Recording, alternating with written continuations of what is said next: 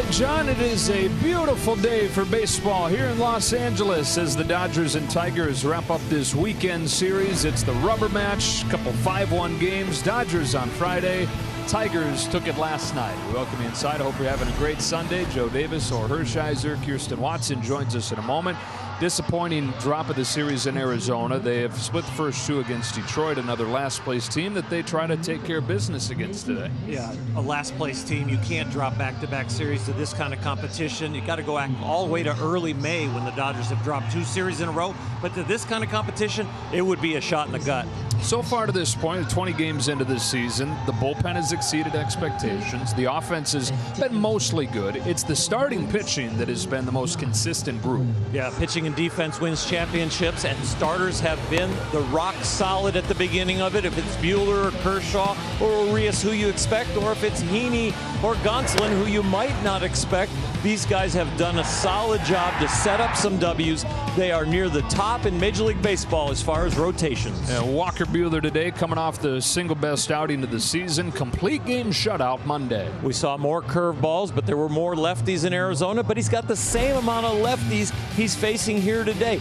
Is it left-handers that see the curveball more often? Yes, but is the curveball going to be in the repertoire and a larger percentage of use no matter what handedness the hitter is? I think that might be because it helps him really change speeds. All right, Walker Buehler and the Dodgers taking on the Detroit Tigers. The series rubber match between these two clubs in their first matchup here in 8 years. We've got first pitch coming up.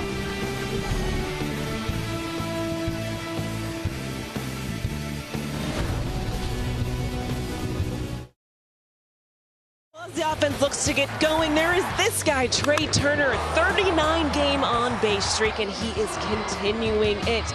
He is a player who's still getting his legs under him. He's told us about it, but he's doing that. I mean, look at this, 39 games. He's tied for 5th.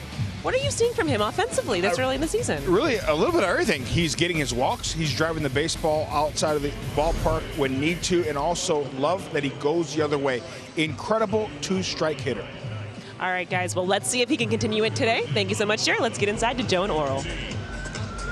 All right, Kirsten and Jerry, on a perfect day for baseball under light blue skies, Dodgers and Tigers wrapping up this 3-game series. I mean, it's like, is that real? Is this a real shot, or is this a painting? The beautiful Dodger Stadium is ready, and so are the skies. But these Tigers, you come in here and see all this beauty. The competition on the other side is very tough. Dodgers 13-7. They've been having dropped 3 of their last 4 games. Tigers snapped a 6-game losing streak yesterday and are now 7-13. Off day for Max Muncy. A trip to his therapist. Dave Roberts has an amazing bedside manner.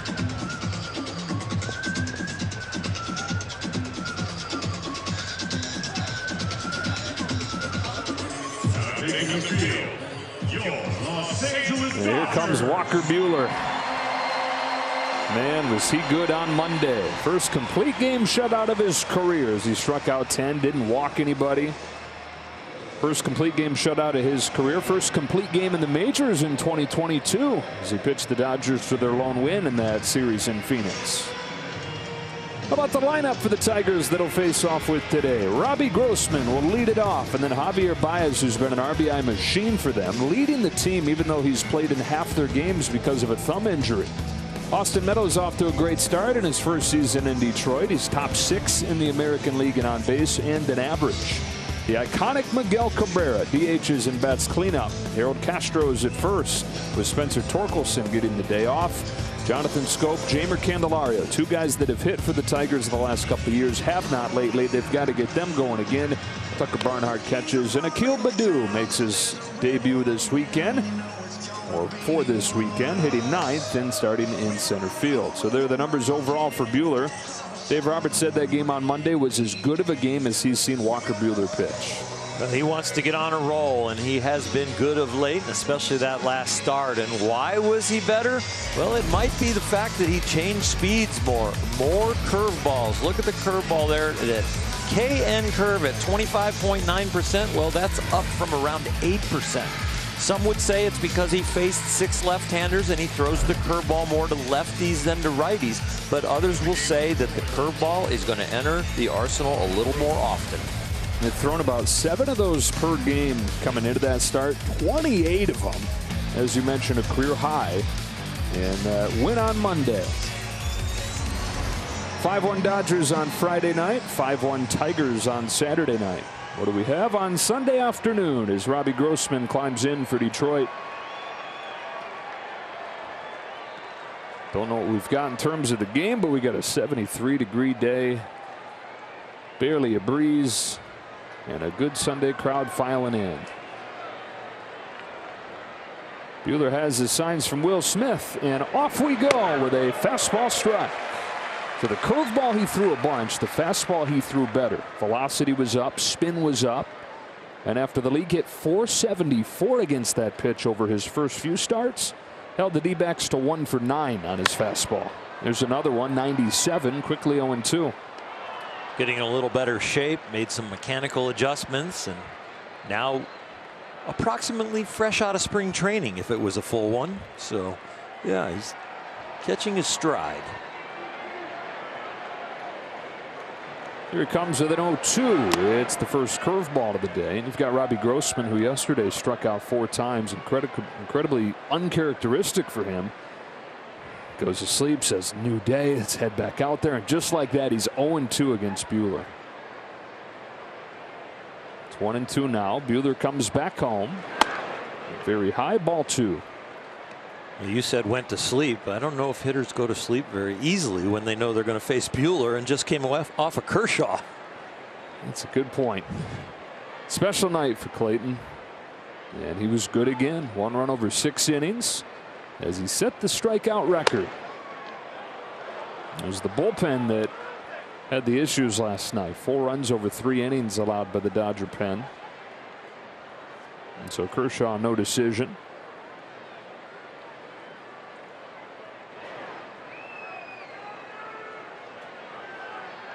From 0-2 to 3-2. Here's the payoff. Leadoff walk. Aggressive early in the count, tried to be edgy as he got ahead to that 0-2 count and just continued to miss. Brings up Javier Baez, who has been a stud for the Tigers. Baez has driven in 7 over the last 5 games. I mentioned it a moment ago. Even though he's missed half their games with a thumb injury, he's tied for the team lead in runs batted in. Doing what they had hoped and they figured he would do when they signed him to the long-term contract this winter. He's swinging when the ball's from his nose to his toes. And he is swinging hard.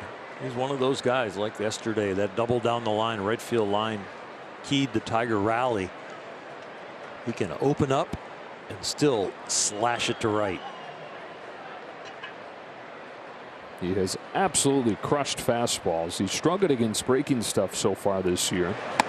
And gets cutter for strike 1. When Walker's curveball usage went up, it came out of a little bit of the fastball, but mostly the slider, because prior to that outing, the slider was thrown predominantly to righties, and when you face 6 lefties, you throw a few more curveballs. But we are hoping, and I think a lot of the Dodger personnel are hoping, that he keeps using that curveball.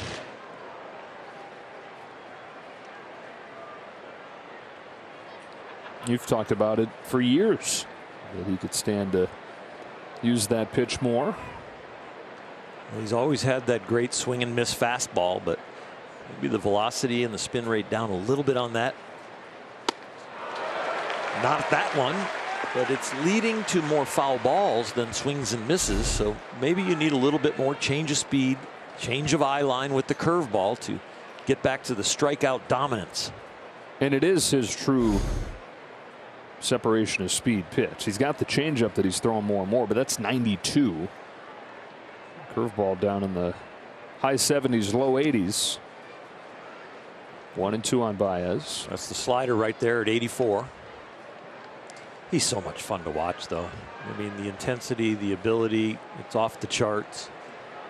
He really has become the big game pitcher for the Dodgers. 27 years of age out of Lexington, Kentucky. Runner at first, nobody out, 1-2.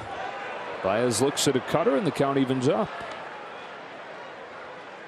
Baez put the Tiger uniform on, all of a sudden became a little bit more disciplined. At least in this series.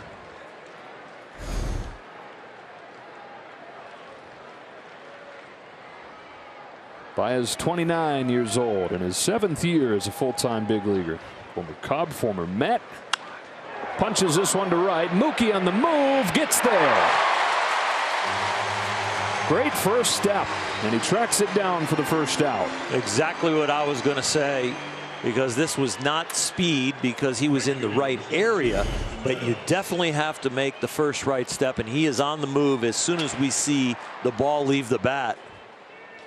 And when it's hit that hard, it's not going to curve as much at the end, so he had it read perfectly. All those years roaming that huge outfield at Fenway. Loves running around and being able to make plays like that. 1-on-1 out for Austin Meadows.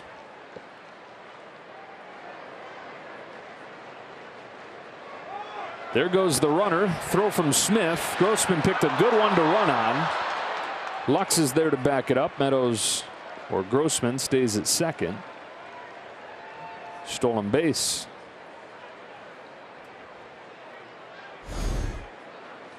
He gets it off of Walker with the high leg kick. I thought Will Smith did an outstanding job getting the ball to second base accurately on a breaking ball down. That was a fantastic release and great footwork behind the plate, and just missing it. Trey Turner trying to do a very finesse-like tag, knowing it was going to be bang bang. It's only the 3rd stolen base of the year for Detroit. Puts a man in scoring position for Meadows, who's been their best hitter. And up the middle off Buehler, who tracks it down but has no play. Meadows continues to scorch it. It's an infield hit, and they're at first and second.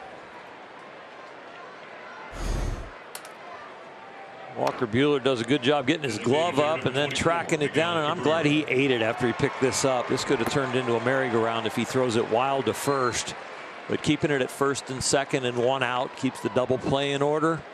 Good fake, and then check the runner at second right there. Double play in order with a good double play candidate. Miguel Cabrera is 0 for 8 in this series and has hit it on the ground a bunch. I guess, though, when you have 3,003 hits in your career, you're never a good candidate for anything bad.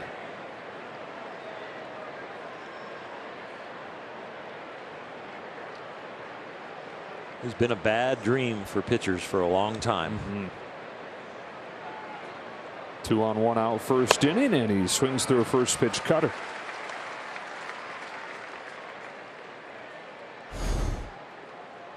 You told the story about how he grew up learning to go the opposite field, and that it was something that he had to do as he took batting practice as a youngster. If you look at his back foot in the box, he looks like he's set up to hit the ball to right field.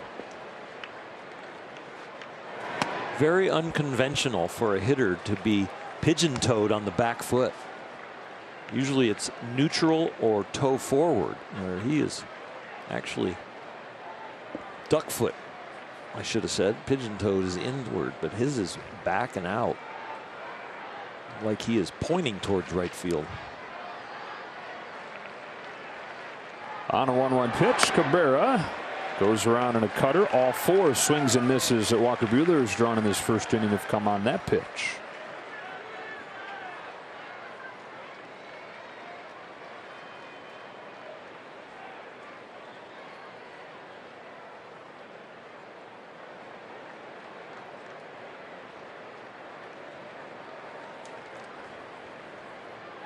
One-two in the dirt, step by Smith. A couple years ago on the team plane, Miguel was rummaging through his backpack. A couple of the younger players are around him, just glancing over what's he looking for, and they get a peek into the bag, and it's filled with cash.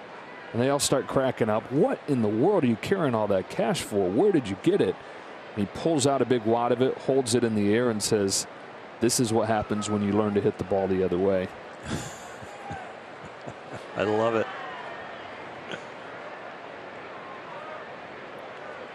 Grossman the runner at second. Meadows at first. Cabrera down swinging. Buehler caught a lot of the plate with that, but got a swing and a miss for his first K of the day. Well, Clayton Kershaw is the king of Dodger strikeouts, and through 99 starts had 614. Well, Walker Buehler is in his 99th start today, and he has 654 now. So then it just becomes about what we were talking about last night. Is we remind you that if they get 10 Ks today, everybody gets a free jumbo jack tomorrow on the off day. But longevity, can he keep on doing it at a high level for a really long time? 15 seasons for Clayton Kershaw. For Walker Buehler, he's in his 5th year as a full-time big leaguer. Called up in September of 2017. Pitching in a little bit more of a swinging miss age compared to Clayton, even though Clayton benefited a little bit from that. But both uber talented, and now Walker with a 40K head start that he has earned so far as 99 starts into your career. Ball on Harold Castro. First start of the series for him. Spencer Torkelson getting the day. Castro almost a 300 hitter in his career, which these days is a really impressive thing. 5 seasons mostly as a utility man for the Tigers. Often coming off the bench this year. 2-0 on him.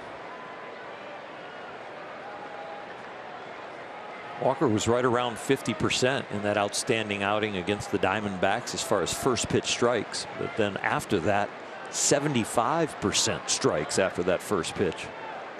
Here today, he's been a little short in both categories.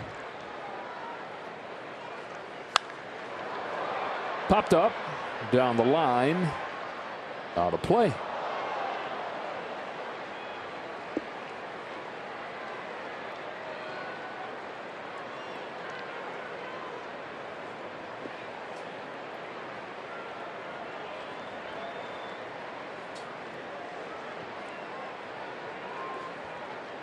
Walker Buehler in that complete game didn't throw more than 13 pitches in an inning. Number 22 coming here. Walk to Grossman, single from Meadows, and a 2-1 pitch to Harold Castro is cut on and miss. It's another swing and a miss on a cutter. That elevated cutter can eat some hands up, and you could see if that would have hit the bat, it would have shattered it.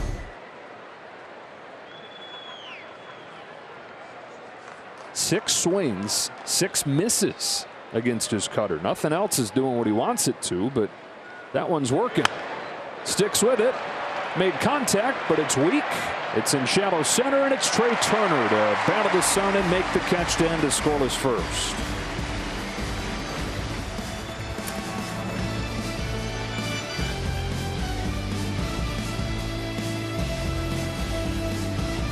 Last night started the game with a home run. It was his 3rd of the season. The problem was it was downhill from there as the Dodgers didn't score again. This is the group that'll try and reignite things. After Mookie, it's Freddie Freeman and Trey Turner riding that 39-game on-base streak. Will Smith is back in there catching and hitting cleanup as Muncy gets the day off. Turner DHs. Taylor's in left. He's hit the ball really hard this weekend. Bellinger in center. Hanser Alberto gets his first start of the homestand, and then Gavin Lux rounds it out for Dave Roberts against the veteran Eduardo Rodriguez, who is 29 years old, out of Venezuela. 6 seasons with the Boston Red Sox. Signed a 5-year contract with the Tigers and has struggled over his first 4 starts. Still looking for his first win. He's got an ERA above 5.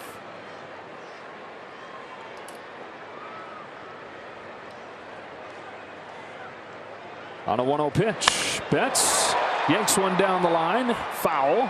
It's his old Boston teammate, and the count is 1-1. And Rodriguez was good with Boston. It's when he avoided the home run. So 4 starts this year so far and given up 3 home runs. He got an awful lot of run support in Boston also. They averaged him about 5.5 runs a start, which is right near the top of the league. And with the Tigers so far, only 2.29 when he's been in there over a 9-inning period. It's a check swing tapper in the right spot for Mookie Betts to lead off the day with a single. Hit them where they ain't. Check swing bunt. Base hit. From home run yesterday leading off the game to that, he'll take both.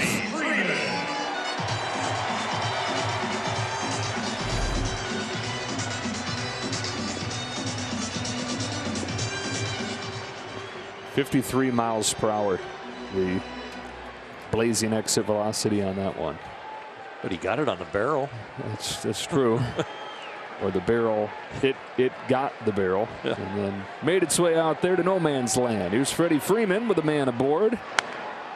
Fouling off the first pitch. The trend held last night. Freddie went 0 for 3, and the Dodgers lost. He's hitting .412 in the wins. He's 2 for 26 in the losses. You say that this lineup, as deep as it is, you can survive a slump from anybody. You can survive a night from anybody being off, but in this small sample, they've needed Freddie to be Freddie. Fouled off, and it's 0-2. It should be a lineup that's like an octopus. You don't know which one of the 8 tentacles, and now 9 with the DH is going to get you. 9 tentacle octopus. Yeah, I know. That's a wait. That's not an octopus anymore. It's an anomaly for sure, but yeah. What would it be? A 9? A 9? My Latin doesn't go that far. Stops at octopus. It's a knife to the left center. Base hit for Freeman. Well, when both of these guys get hits, it is almost a guaranteed W. So this is a good start for the Dodgers.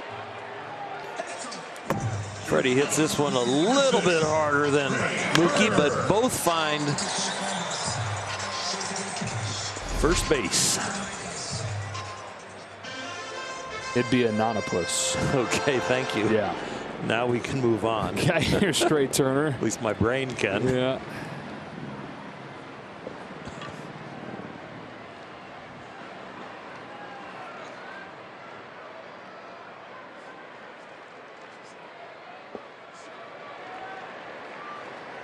First one to Turner is outside. Ball 1. 39 games with back-to-back games where it was a free pass that extended it. He's continuing to drive in runs. He's continuing to get on base, but it continues to feel like there's so much more there as he's just yet to hit for much power. It goes all the way back to September 12th. But he has found some holes, had some infield hits, walked. Flies one the other way. Meadows started back, measures it up, puts it away. Betts trying to take third and will. Both runners tag. Mookie moves up, and Freddie Freeman reads the throw and went to the middle of the diamond, so he held up. So they end up with that first and third situation. RBI potential for Will Smith. Tag from Mookie. He's going all the way. Freddie tagged behind him, but the ball goes right there in the middle of the infield. You got to stop it first. At the corners for Smith, who bats cleanup for the first time this season. Did it a bunch last year. A fitting way for him to come up, though, in his new digs here in cleanup spot today with runners aboard.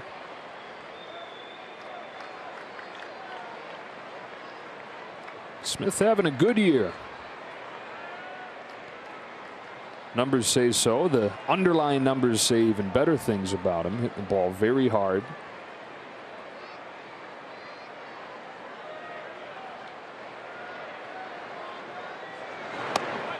Changeup is in there, and it's strike 1. Well, the Dodgers have the type of lineup, when their everyday lineup is in there, that you could actually put all the names in a hat. Probably after the leadoff hitter, probably Betts, Trey Turner, Cody Bellinger, Chris Taylor could end up there if you're pulling them out of a hat. But after that, pretty much everybody could fit anywhere.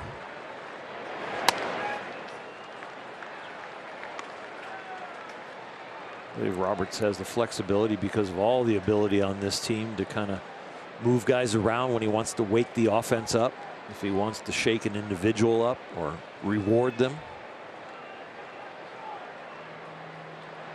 Back-to-back changeups to start. Now he turns it up with a fastball that's dumped back. Gone are the days of the same lineup every single day. And gone are the days where that's the expectation. Outside of the, like you said, handful of star players who have those defined spots in the order.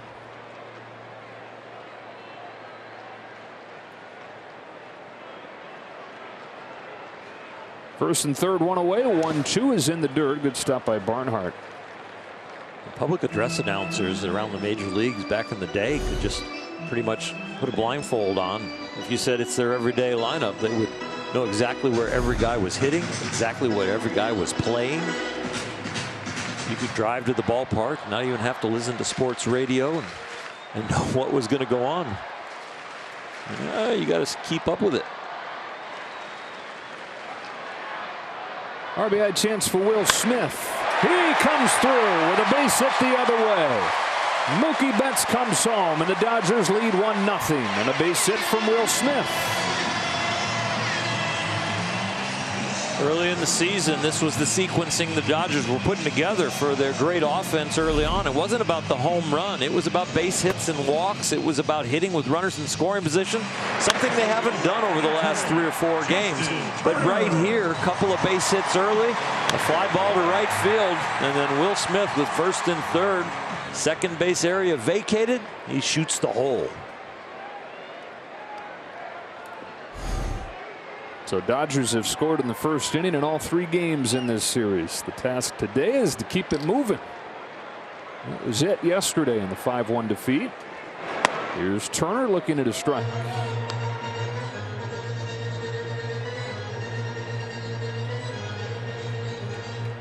It was Turner that produced those first inning runs on Friday with his first home run.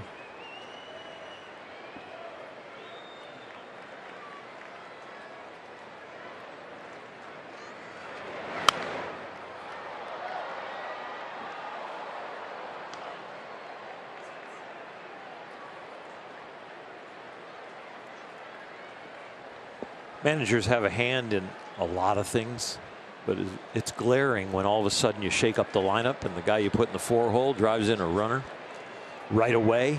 It feels like whatever we talked about post-game yesterday and thinking about writing out the lineup for today, it worked. Fly to right from Meadows. He's there for the second out.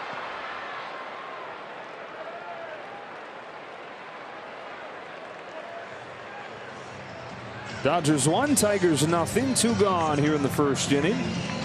And up comes Chris Taylor. He's done one of 2 things this weekend. He's either struck out or absolutely pummeled the ball. His 2 hardest hits of the season.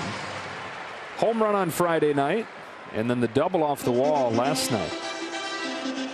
The back-to-back games with extra base hits makes you feel good. He's still trying to get rid of a little bit of the swing and miss, but he's been solid.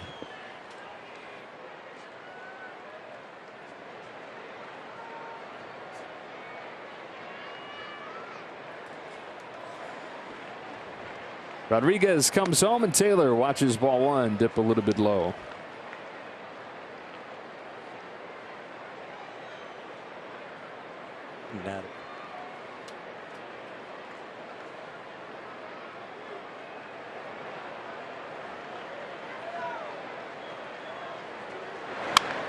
Hit hard again, but just missed it. And in left field, Grossman makes the catch to end the inning. But the Dodgers strike first on a base hit from Will Smith.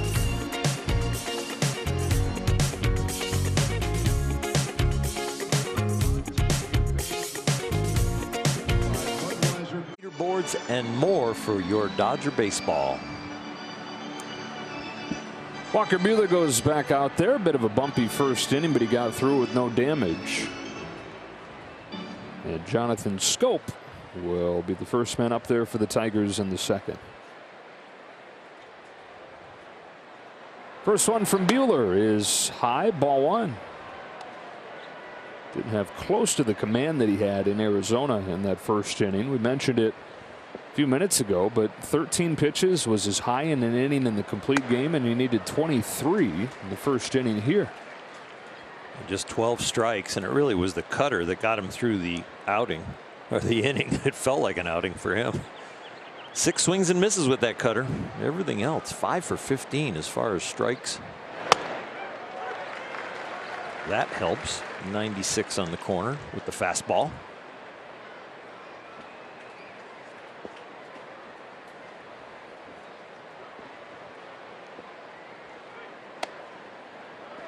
That looked different. Slider that he came around. Maybe he was trying to keep it up in the strike zone, but even he took a little walk. Elbow was a little low for him as far as his arm angle. Curveball past Turner. Jonathan Schoop with a leadoff hit.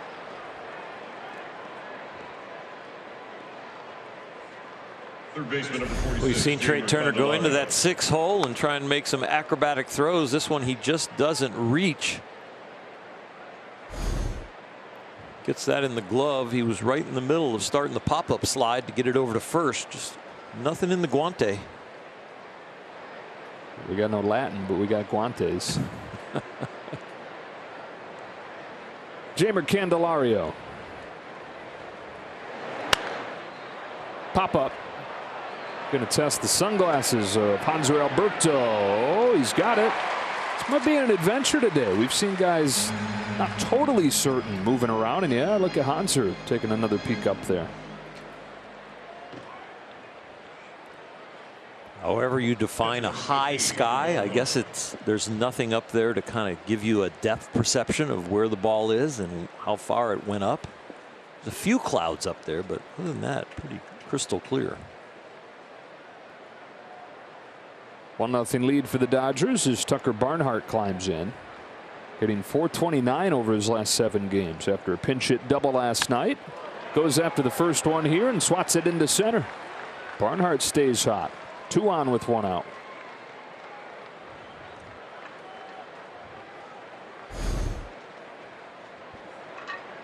Walker back in the strike zone, but they are attacking, especially when a guy is hot. They go up into the box wanting to hit, so they get the bat moving a little earlier than normal.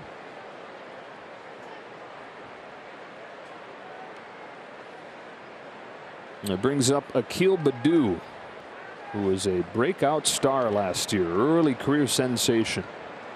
Had never played above A ball before making his big league debut. Of course, partially a product like a lot of minor leaguers we saw who didn't have a 2020 season and did big things with their time off in order to earn that opportunity. Comes up to the majors. First pitch that he sees, he homers on. And winds up having a fantastic season where they're suddenly looking at this guy as part of the future. Opening day center fielder this year, but he's gone 4 for 36. So A.J. Hinch has given him the last few days off. Hoping to get him going again.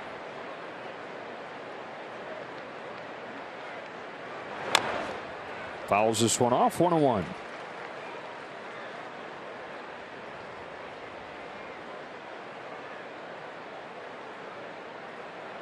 Players hate those mental days, but ultimately, through the years, managers have learned that they work. Nothing more frustrating than struggling and not being able to take the field. Baddoo lines the ball to right center. Betts is there with another good first step. I mean, he's at top speed so quickly. It's like he beats the ball to the spot when he's got no business doing so. And it's the routines before the game, the habits that he has built that makes this possible. You know, you can see a guy shag fly balls or take fungos from a coach, and it's like, oh, you know, it's just normal. They're just out there getting reps. But he's breaking and moving the feet properly at the beginning of the route. Even if it's a 3-step route, he's like, the first step is important, and I'm wherever the angle of the ball is in practice, I've got to make that first step accurately. 2 on 2 out, top of the order, Robbie Grossman. Started the game with a walk. Starts this at bat by watching a curveball land a strike.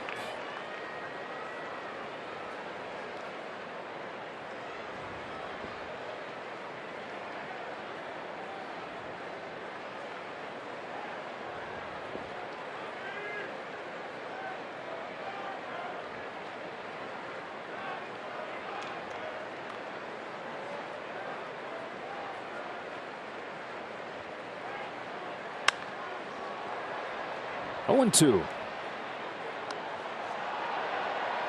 Dodgers coming into this series and might still be. They were #1 in baseball in defensive efficiency. So you see those 2 hard hit balls to right field and Mookie catching them. They're doing that more often than a lot of clubs. The defensive efficiency just defined as the rate that you turn batted balls into outs, balls in play into outs.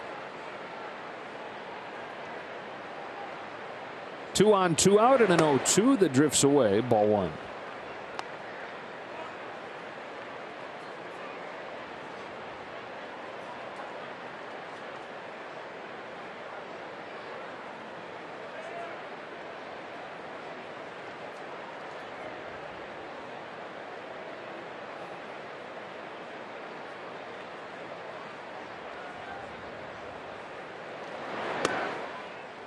First changeup we've seen from Buehler.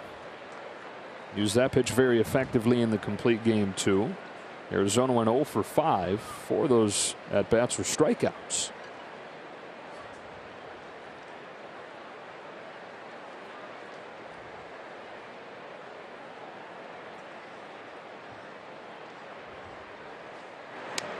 Ouch.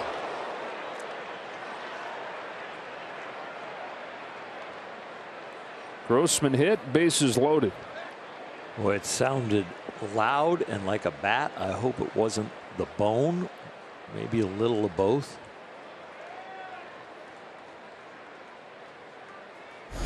It's down by the hand he's looking at. Ooh.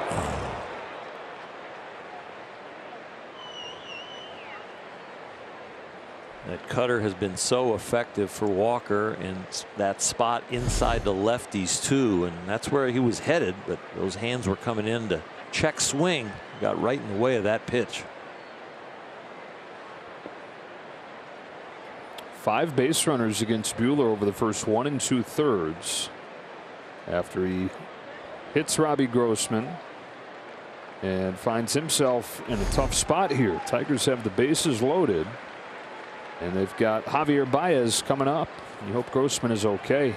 Very well liked player, good player, leader for this Tigers squad. I'm going to stay in the game here as Baez comes to bat. The butter and egg man, as Vin would call him.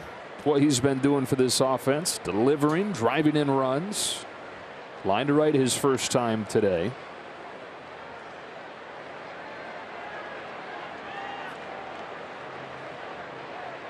Baez throughout this series has been hunting something on the inside part of the plate. Doesn't necessarily mean he's going to pull it, but he is starting the bat when the Dodger staff has come in on him. Wow. He's been mainly taking that pitch, and that's why we've been thinking that he's been disciplined. But when I review all the discipline he's had, it's mainly been when the ball's away, he's been taking it. When the ball's been in, he's been swinging.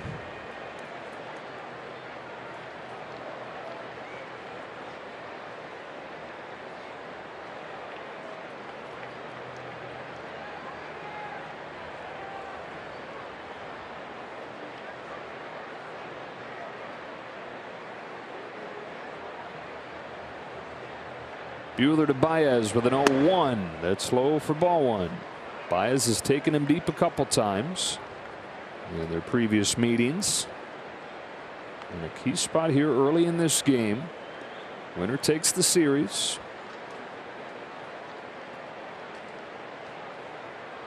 There are 4 or 5 of these batters for every starter that make or break your outing.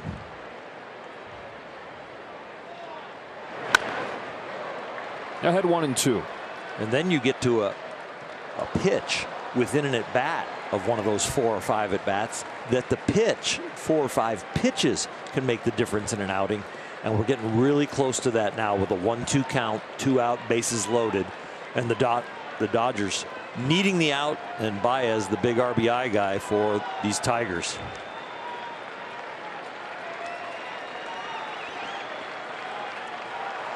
Bases loaded, 2 gone, and a 1-2 pitch. He struck him out with a slider that was a mile away.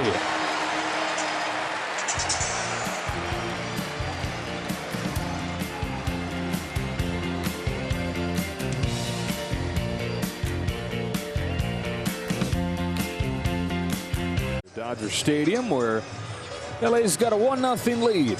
Tigers have threatened in both innings, but have stranded 5.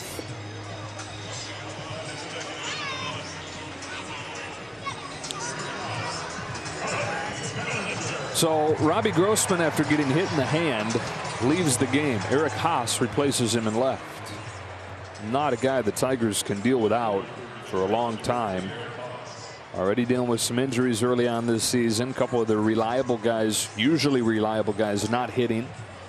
And trying to dig themselves out of this 7-13 start. To the bottom of the second we go. And here's Cody Bellinger at the bottom of the order, trying to snap an 0 for 18. As Eduardo Rodriguez comes home, Bellinger smacks it up the middle to a waiting Baez. 1 pitch, 1 out. Up comes Hanser Alberto, and we check in with Kirsten. Well, guys, Hanser's the kind of guy that is just, he has such an infectious smile and energy, and that's something that when he came to this team, Dave Roberts, Andrew Friedman, they asked him to be just himself. The big focus for him is being ready at all times, and he does that with just maintaining, he's keeping his eye on the pitching staff, seeing what they're doing, and so that he's ready whether he's starting or if he's coming in later in the game, guys. First at bat of the weekend for him, and he takes a strike from Rodriguez. One of his starts at second. This is his third at third. Now an 0-1 from Rodriguez. Alberto slaps it foul, and it's quickly 0-2. Came up as a shortstop. Mostly been second and third in the big leagues, and he's graded out above average everywhere he's played. Down an 0-2, Alberto fights it off over first and down. Put it in play and good things happen. That's what Hanser Alberto does. Dodgers' 4th hit today. 3 of them have come with 2 strikes. So Eduardo Rodriguez having a tough time putting guys away. They're also hitting all the different pitches from him in that first inning with the 3 hits. Fastball, sinker, and changeup gave up hits. This a little jam shot on a high fastball. Finds some outfield grass and gets to touch first base. He says barrels are overrated, and his hands might actually hurt on that one, not just doing the sign. He's at first, 1 gone. Here's Gavin Lux, who's backed out of the way. Ball 1. Lux beat the defense last night with a base hit the other way. Got a hit in both games of the series.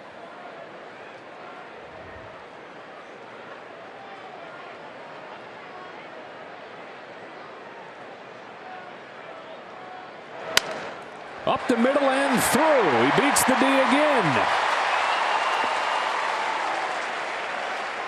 That sets the table for the top of the order in bats. I tell you, it's one thing to receive coaching. It's another thing to have a living, breathing teammate that does a certain thing that the coaches have asked you to do. And that teammate is Freddie Freeman. And I think he's going to make a huge impact on a lot of these left-handed hitters and all the hitters on using the field, using the defense against themselves, and beating the shift. And Gavin has done that both yesterday and today.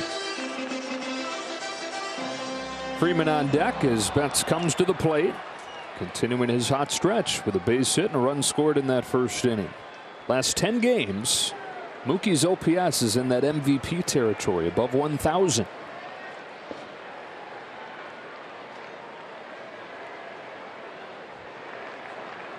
Alberto at second, Lux at first. Mookie Betts lays off a changeup. It's been interesting. Those 10 games, there have been explosions, like the 2-home-run game in San Diego. There have been low of lows, 4-strikeout game the night after. But it's felt steadier the last few days.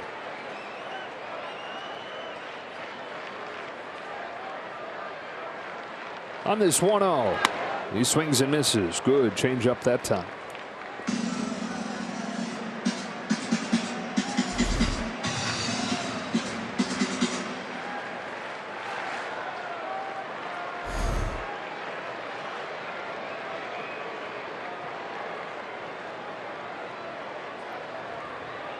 Here comes the 1-1.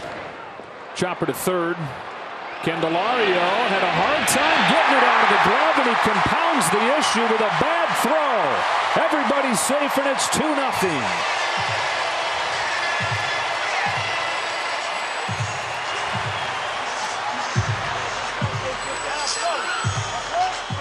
No assumption from anybody on the Dodger club that was involved in this play. All three guys running hard.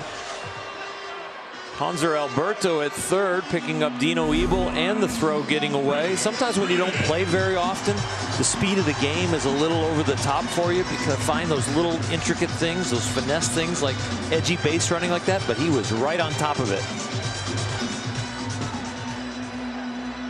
2-0, Dodgers in front. That is an error. So Betts 1 for 2, and here's Freeman, who singled his first time. These Tiger infielders have had a trouble getting the ball to their glove this whole series. Yeah, defense has been a problem all year for him. Strike one on Freeman. Even when they've recorded outs, it's a lot of double clutching going on.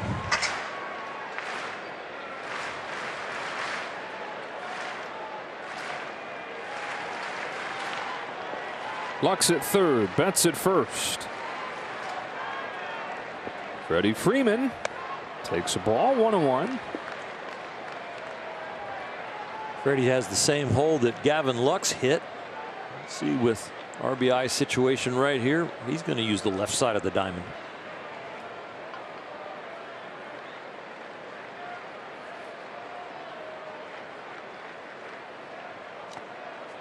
Smothered by Barnhart, 2-1. Talk about those drills that Freddie and his dad did for years, where they get in the cage, you get the first one the other way, get the next one to center, and he'd take the next one wherever it was pitched, over and over and over again. And the philosophy that his dad always hammered home in him was use the middle of the field. First and third one gone, a 2-1 pitch coming to Freeman. Fouls it off, 2-2. 18 swings by these Dodgers, only one miss. Rodriguez having trouble finding something to get by them. Dodgers with no strikeouts and already have 6 base runners. They've only recorded 4 outs. That's a continuation of the trend, Oral, for Rodriguez, whose whiff percentage on the year is way down, career low by a wide stretch. He comes home with a 2-2 and misses very high. Full count on Freeman. That's an extra large problem because that extra contact as a result has been really hard. Third highest hard hit rate against in the majors. It's one thing if you're not getting the swings and misses, but you're getting weak ground balls and you're getting outs other ways, but that's not been the case.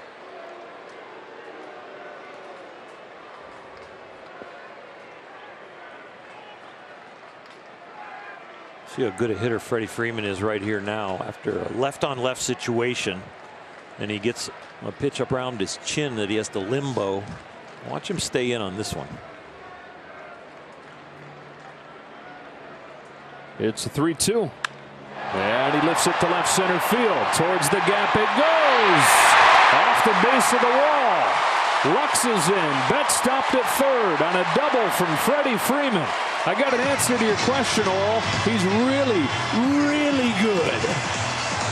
He's very good. He uses the left side of the field again. He gets knocked down, which a lot of people then get a little anxious, maybe a little pull happy, a little fly out the front side. Not Freddie Freeman. Stays together, stays in it, and drives the ball the opposite field. Could have picked up 2 RBIs with a little fumble on the relay, but Mookie Betts playing it safe and Dino Ebel playing it safe with only 1 out as the Dodgers continue to pound and put the ball in play. So they lead 3-0. 4 of the 6 hits have come with 2 strikes.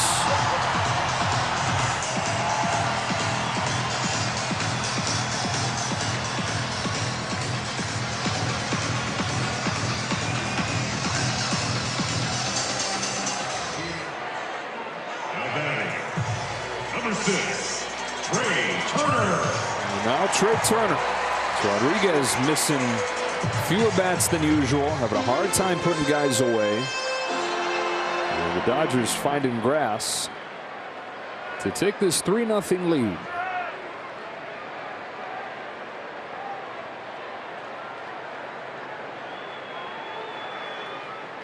Turner fly to right his first time. Takes the ball. Looking for his first hit of the weekend. 0 for 5 with a couple walks. This would be a good time for it. Only C.J. Cron has driven in more runs in the NL than Turner, who on 1-0 fouls it off 1-1. That's one that I know I wouldn't get right. Who's leading the league in RBIs? C.J. Cron? That wouldn't be my guess. Mine either. I like Trey Turner, though. It's kind of fun to watch. Yeah, good guy. Good guy.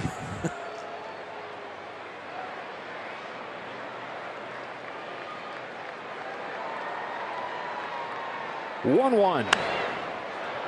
Popped up in foul ground and falls harmlessly for strike 2.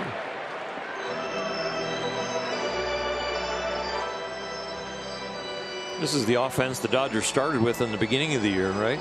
Finding gaps, getting singles, having good sequencing, piling on. Something they haven't done the last few games. Again, just 10 runs over the last 4. Half those came in the early innings on Friday. Steady so far today. 2-2 on Trey Turner. Yeah, suffocating in some ways. 7th at bat with runners in scoring position. And they really have the Tigers on their heels right now.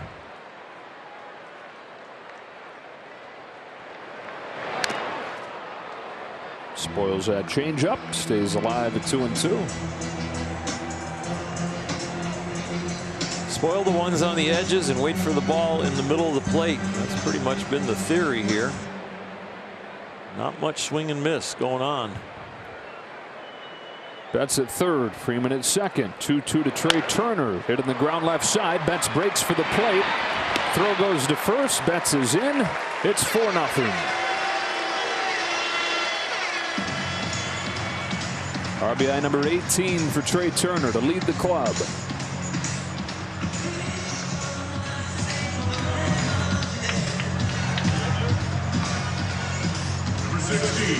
Will Smith.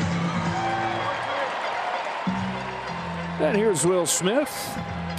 Drove in the first of the 4 runs with a base hit last inning. Decent numbers with runners in scoring position. 538 so far this year.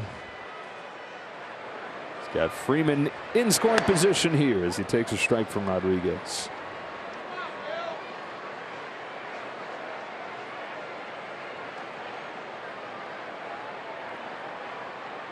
For the good hitters that know how to use the sacrifice fly, you can really raise that average, because with the man on third in scoring position, less than 2 outs, you can get no AB and still get an RBI. He'd be one of those guys, hits the ball in the air as much as anybody. Yep.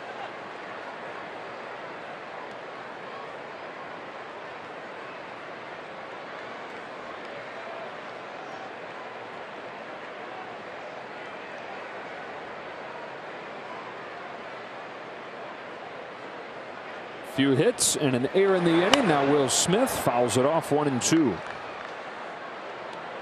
Well, you want to see how Will Smith hits the ball all over the field. This is about as straight up a defense as you are going to see. That is so conventional. Center fielder right up the middle. All the outfielders, the other 2, right where they're supposed to be. If you were drawn up, this is how you play baseball. Poke to right. Meadows over with room. And that's the inning. But the Dodgers get 3. 3 hits and an error. 3 runs coming to score. And after 2, it's 4-0.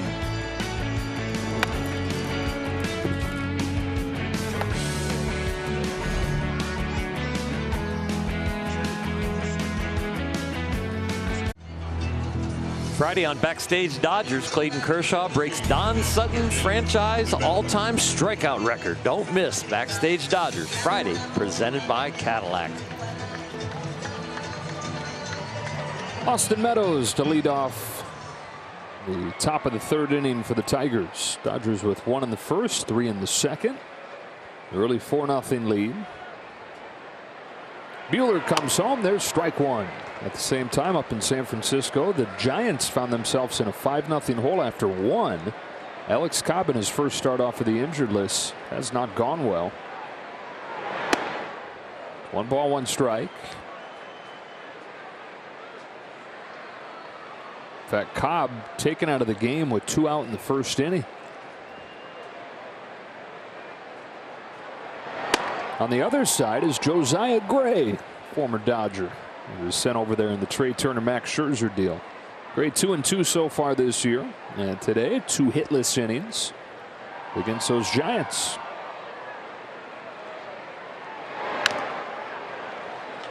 Two balls, 2 strikes.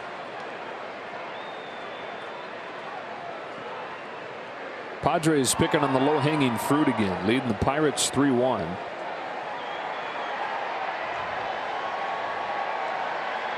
That's what the Dodgers are trying to do with these Tigers. Meadows turns it around to center field for Cody Bellinger. 1 gone in the third. Padres have won 12 of 14 games this year against Arizona, Cincinnati, and Pittsburgh. Against the Giants, Braves, and Dodgers, they've lost 6 of 9. So they've taken care of business against the teams they should. They'll have another road trip or another road series where they should be taking care of business next as they take on Cleveland. Pretty easy early season schedule for them. 1 away, and here's Miguel Cabrera. Struck out his first time. Buehler got a couple swings and misses on cutters. And gets strike 1 here.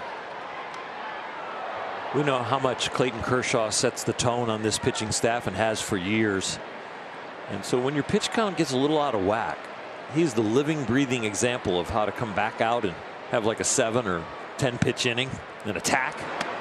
And you know, Walker has learned so much from just watching him that the way to get this pitch count back under control is just to get in the zone, and especially with a 4-0 lead. Fires 1-1. Off the end of the barrel with that cutter again. 1-2.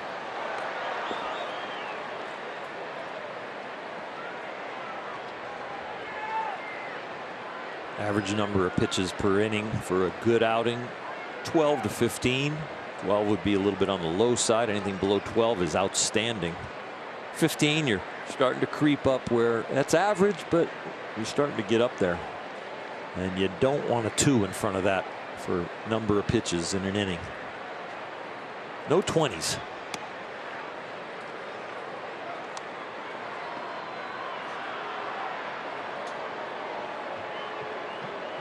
The 23 in the first. A bit more efficient in the second. Here he is in the third, bringing a 2-2 to Miguel Cabrera. Got him swinging. He's gotten him both times. Third one total. 2 out. The cutter's been really good. The slider has been chased. The way to righties has really been where the out pitch has been, or into lefties. Love to look for some early contact right here and record that third out. Get in the dugout before 55 pitches. Or maybe land right on 55. Decent number. Yeah, not too bad. Ball 1 on Harold Castro. The great Albert Pujols.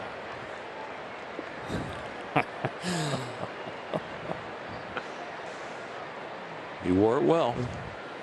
It's just fact that he's the great Albert Pujols. It's also fact that I love giving you a hard time, buddy. I love it too. 1-1. Drop the curve in there. The great Tom Kohler. There we go.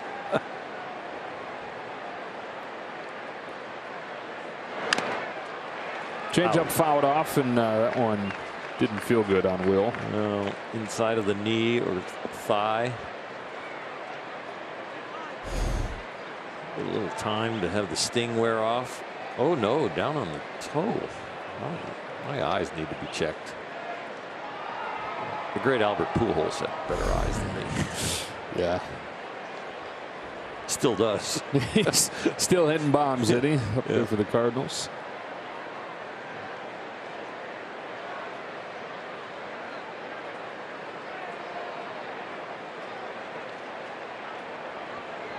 Buehler turns and deals a 1-2. Castro splits the defense. Base hit into right center. Hanser never saw the ball off the bat. Oh, that's scary. Yeah, he didn't see it at all. You get the light colored seats here at Dodger Stadium. When there's somebody not in them, you get a little glare, and then you get the white jersey. You just look at him. He puts his hands up like, I never saw it.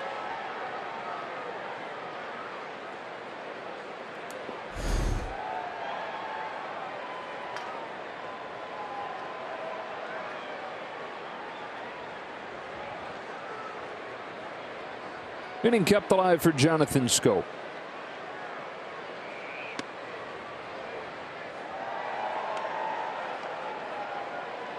Last outing for Walker Buehler, 108 pitches. It actually was the most pitches thrown in the big leagues up until that start. So he's got plenty of bullets left in the tank, but he didn't want to waste too many, only in the third inning. Well, if Monday was one of the best games Dave Roberts said Walker Buehler's ever pitched, as good as any game he's ever pitched, this is going to fall into the category as one of those days where he just doesn't quite have it. He's trying to battle through. Yeah, he's fighting. But you know what? You don't have it every single game. Usually the best of the best, 4 out of 5 starts, it feels really good. Maybe one of those, it's just absolutely just flowing out of your body. You barely even need to think. You just cock your arm and it just goes where you want it to go with great break or whatever you're looking for. But there is about 1 out of 5 where you can still be good, but you are fighting the whole time. Finding a way. Castro at first, 2 out. He's got 2 strikes on a Tiger hitter again. Here he comes. Misses away. Tried to pinpoint that fastball. Just when you think you're putting it together and you throw one just off the plate, don't get the call. You didn't deserve the call, but you're like, I'm getting close, I think. 2-2. It was a great pitch right there. That cutter right out of that same window of that fastball he just missed. Just didn't get the swing and miss. Gets the foul tip, but executed. Might make you feel like you just found your rhythm.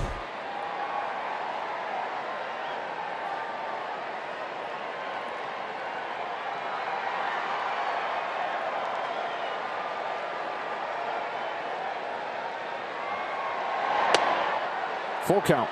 And so Castro will get a head start from first. Buehler averaging over 20 pitches per inning.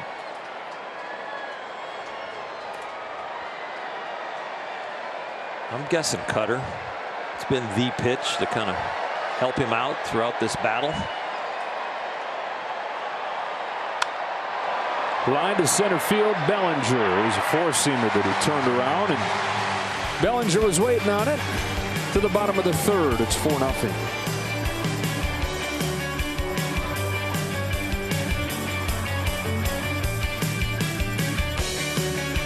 Don Drysdale bobblehead presented by Bank of America. Saturday, May 14th, when the Dodgers face the Phillies. For tickets, visit Dodgers.com/promotions or scan that QR code on your screen. Justin Turner leads off the third, takes a strike from Eduardo Rodriguez. Would you believe that Eduardo Rodriguez, big league left-hander, is actually right-handed? Okay. He does everything else right-handed? Everything else. Really? Including throw until a rain shower came when he was 8 years old. He's outside playing on his dad's truck in the driveway, climbing on it like 8-year-olds do. The rain starts to fall a little bit harder. He slips on the step, falls backwards, and breaks his right arm. So he's got to spend the next year in a cast. And he's bumming. He's saying, I can't play baseball. It's my favorite thing, and I can't play anymore. Then he gets this idea. He says, Dad, why don't I just start throwing with my left hand? Turner down swinging. Dad says, well, it's not that simple, son. You can't just go out there and pick the other hand. He said, well, why don't we try? So he practices left-handed, practices and practices and practices, and then gets pretty good at it. The cast comes off after a year. He said, Dad, I think I'm going to stick with this left-handed thing. Kept on practicing that way. Stopped throwing right-handed. So you get a rain shower, a broken arm, and a big league career pitching with the other hand. First one to Chris Taylor is fouled off. Amazing how your brain can compensate and reps can change your life. Now, we're not talking just getting to the big leagues. This is a guy who got there as a 22-year-old in 2015. He's had some great seasons. 19-6 a couple years ago. Taylor lifts this one off the end of the bat to Baddoo in center for out number 2. That's Cy Young votes in that 2019 season.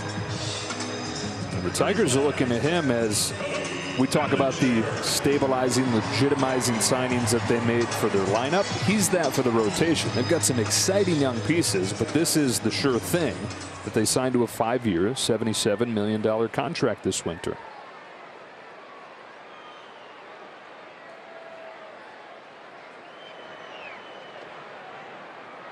He enjoyed a lot of run support in Boston. Had a good second half, and I think what he did in the second half really attracted him to Detroit. These Tigers are going to need to find more run support for the whole pitching staff. Strike one on Bellinger.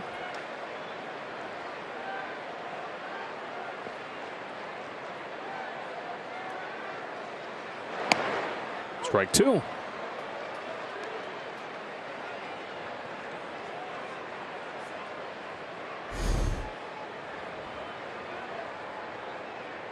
Cody with left on left today, a little closer to the plate, almost expecting to get breaking balls away, and they've been coming in on him. Went up with the heater there, 1-2.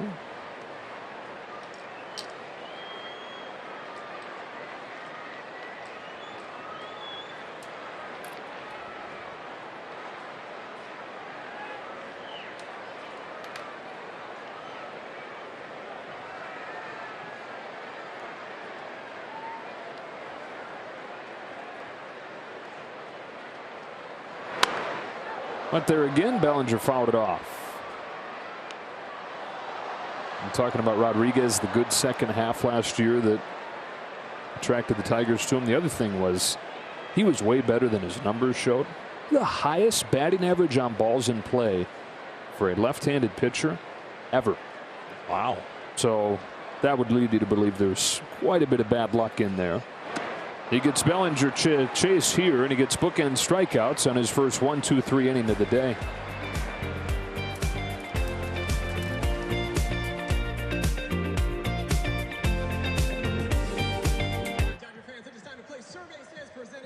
Carl's Jr. Feed your happy at Carl's Jr. and earn double stars on any purchase in the app. And by Nissan. Choose Nissan today for great offers on our most exciting lineup ever. Shop NissanUSA.com. Mid-70s and sunny here in Los Angeles as Jeimer Candelario stands in to open the fourth for Detroit. Walker Buehler has needed more than 20 pitches an inning to get to this point. Starts Candelario with a curveball, but as a testament to what you're talking about on those days where you don't quite have it finding a way, still no runs.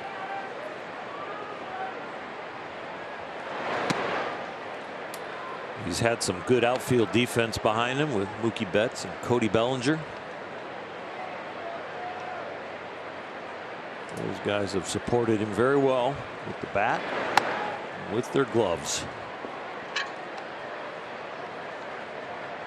Cody has made some spectacular plays look pretty easy in this series, going back and coming in. On the hands of Candelario, Freeman waits on it and feeds Buehler for the first out of the fourth.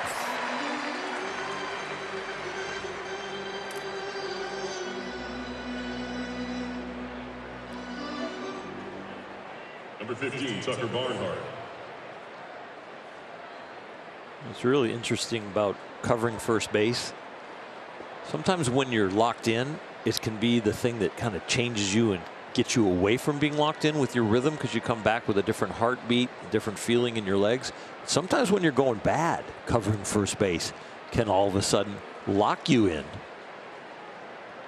Well, maybe not. You said sometimes. You didn't say every time. It usually comes on the second pitch. Okay, yeah. Taking another shot. Like Bo Brisky home runs. Okay. Second pitch.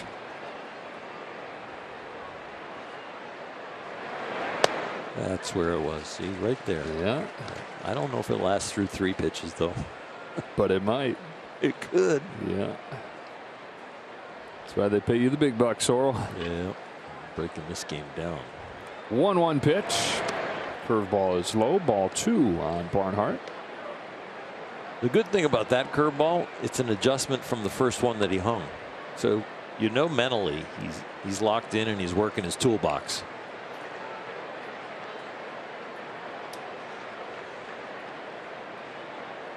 Brings a 2-1. Barnhart fouls it off, and it's 2-2. Barnhart 4 for 5 this weekend.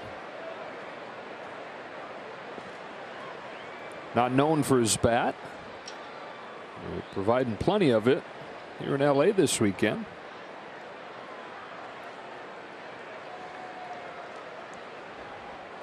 On a 2-2 pitch. Pushes that ball off him, and his charmed existence this weekend continues with an infield hit. Well, Mookie Betts got one of these to lead off the game for the Dodgers, and Rodriguez wasn't able to pitch around it. Let's see if Number 60, Akil Manu. Walker's able to pitch around it. Mookie's was 53 miles an hour off the bat. 61 for that one. This ball is smoked compared to Mookie's.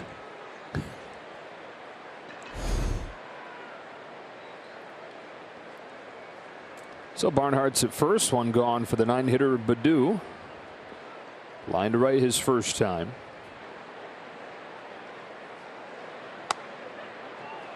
Takes ball 1.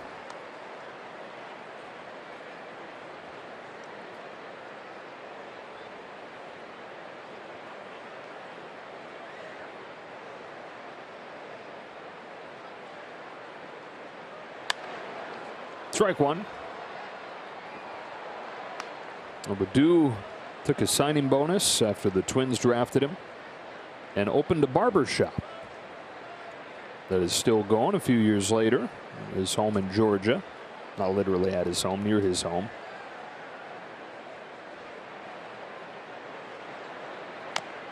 Good curveball is fouled, and it's 1-2. Like to spend a lot of time there when he's not working out in the offseason.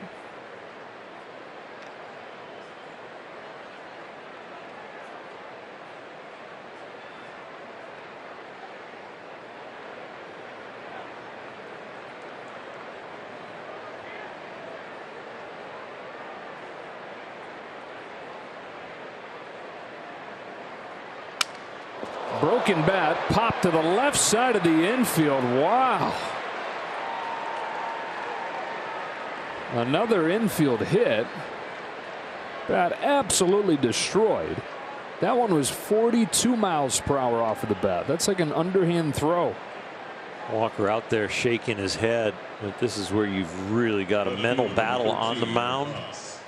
Tiger hitters feeling good, not about the way they hit the ball, but what they got. Dodger pitcher on the mound, frustrated as all get out.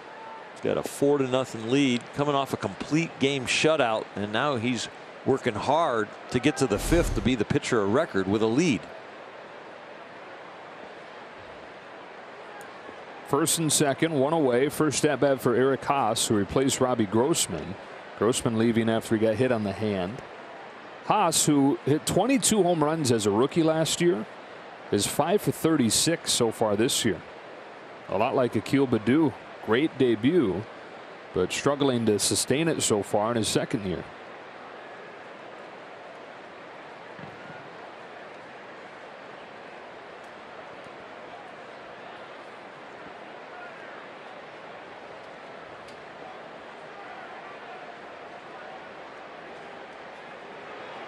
2 on 1 out. Haas takes one in the dirt. Ball 1.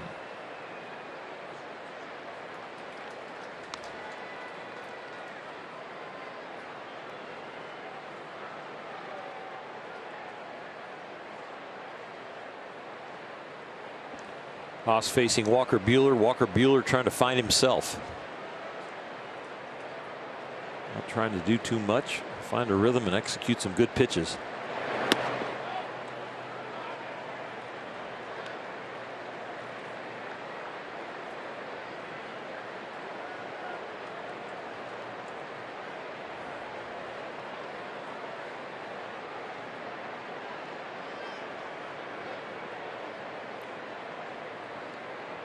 Two-0. Strike 1.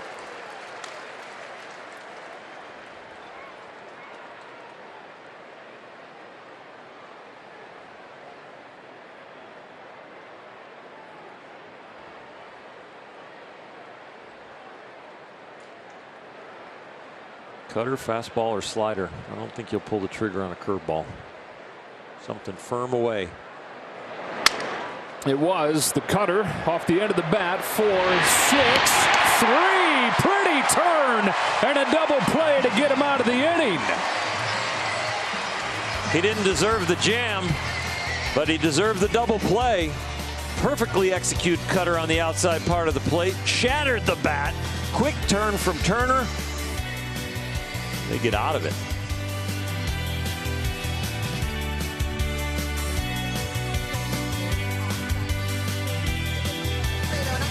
We're getting ready for the All-Star game. This is how you're going to become a The plate to lead it off. First season with the Dodgers. 1 for 1 today. Singled and came in to score. And always showing that personality. Steps into the plate, bobbing his head to the music, gets ready to face Rodriguez. And takes ball 1. Fun guy to have around and a good guy off of the field. And his downtime from baseball, Hanser runs a foundation that helps out in his hometown of San Francisco de Macorís in the Dominican Republic. It's provided everything from school supplies to food, medicine, to Little League uniforms. He gives more than 1,000 underprivileged kids toys for Christmas. He's built houses for families that were particularly helpful to him when he was a kid. So giving back to people that were meaningful to him. And Hanser would tell you that it's the best thing that he's received from baseball is the ability to do things like that.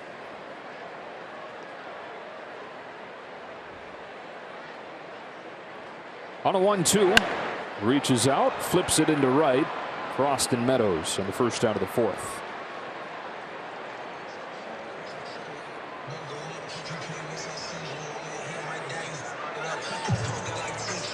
Number 9, Gavin Lux. Dodgers up 4-0. Here's Lux. Singleton scored his first time as well. Dodgers got 1 in the first, 3 in the second today.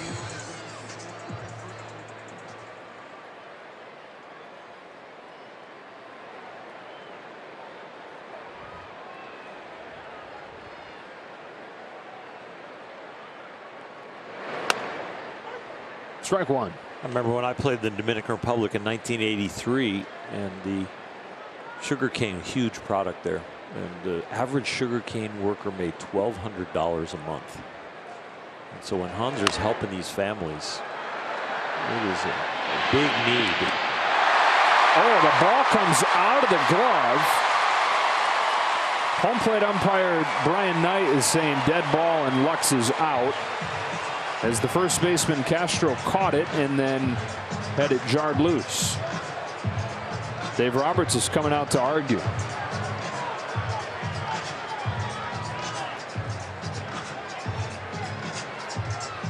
The ball is received and in the glove of their first baseman. Gavin Lux is not struck by the baseball.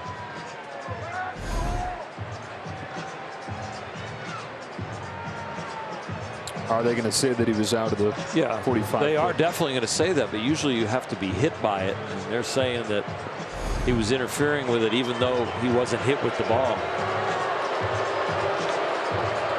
Well, I'm not sure the ball even got leather as much as it just hit the ground, and we thought it was caroming off leather.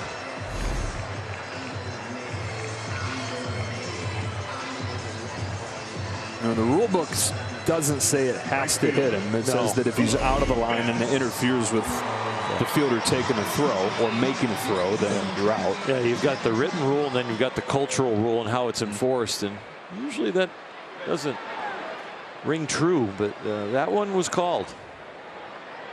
A little bit more by the book. 1-3 put out. Back to the top, and Mookie Betts takes a strike.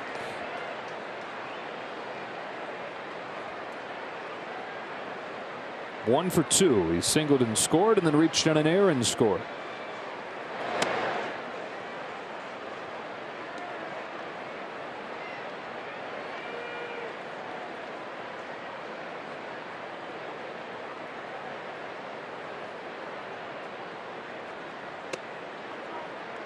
Two on one. I have a hard time understanding why guys run that far inside, because did a lot of bunting in my day, right? When you lay down a bunt, you're running to first base. And one of the first things I always notice is exactly where I need to run. Here's another adventure down there. Yeah. I mean, it's not like all of a sudden you can't see it. It's down right in front of you, and it's right below your feet. Very bright color too. That white stands out.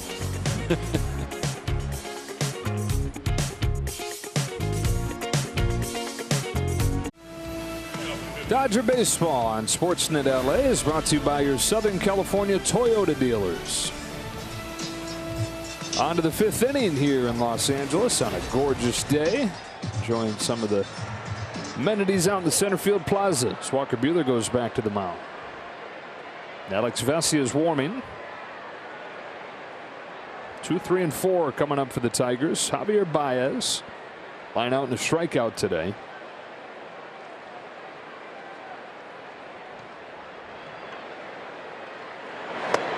Walker Buehler had the complete game on 108 pitches on Monday, but he's averaged 20 pitches per inning here today.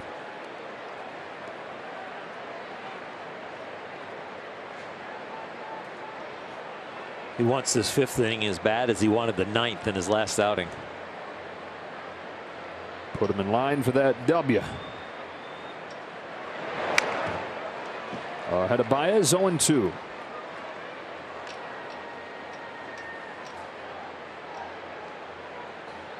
Those are all elevated. 17, a couple over where you want to at least start as far as average. The rest of them too high. Got a chase. Same pitch that he retired Baez on earlier today. About a foot closer to the plate, though. Yeah, and still a foot outside. Yeah, it was a little closer. 4 strikeouts, twice Baez, twice Cabrera. 1 gone in the fifth for Austin Meadows. Tigers have had all kinds of traffic in this game. They have 6 hits. They've got a walk. They had a hit batter, but have stranded a medium-sized Village. Fastball, pop the mitt, strike 1. His spray pattern with his fastball has not been bad at all. It's just been missing off of both sides of the plate. The best located pitch has really been the cutter. The curveball's been a little inconsistent, but that's a pretty decent one right there. Slider, he hadn't pulled the trigger on very much. Those career high 26 curveballs against Arizona. He's only thrown 12 of them today. On 0-2, he misses away.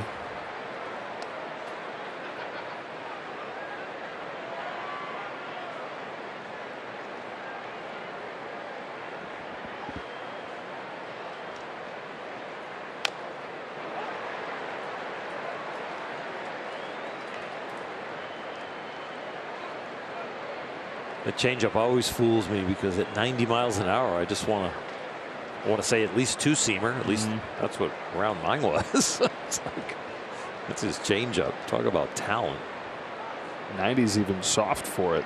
Yeah, for his. Reminds me of Zach Greinke's. Shakes a couple times. Still shaking. Will Smith's even looks like tilting his head to the side a little bit, like, well, what is it you do want? Looked at his wristband like it's not even on the chart. Wanted to change up. Went back to back with the change up.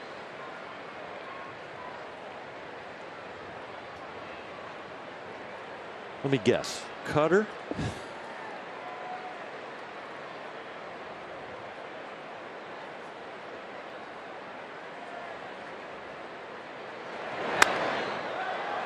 Fastball popped up. You're right that it was something hard, and it's Trey Turner to catch it. Well, he had him thinking 2 pitches in a row at 90 fading away from him, so I figured he's going to make the ball go the opposite direction. He didn't really cut it in there, but 95 in on the hands.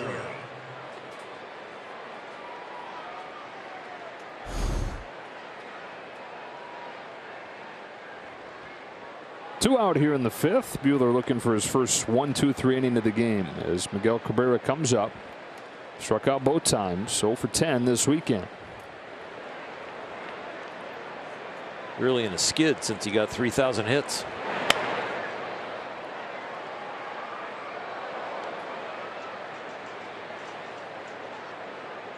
$3,000 hits later, I guess he was due for one. Sprinkle one in there.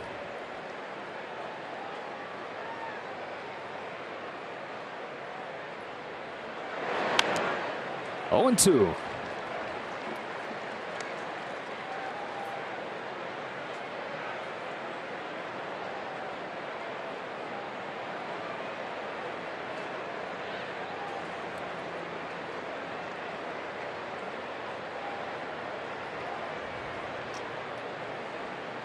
Buehler kicks and fires, and there's that quick inning he's been looking for. 1-2-3 for the first time. Bookend strikeouts. Needed just 12 pitches here in the 5th.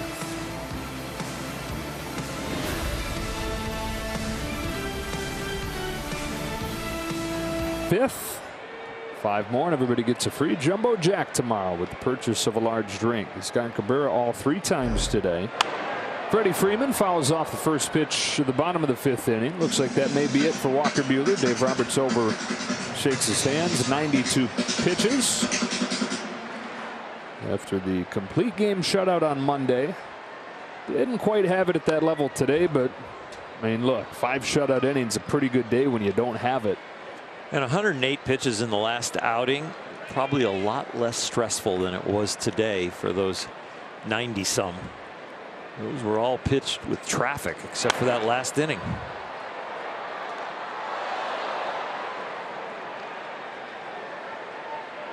Grinding on it.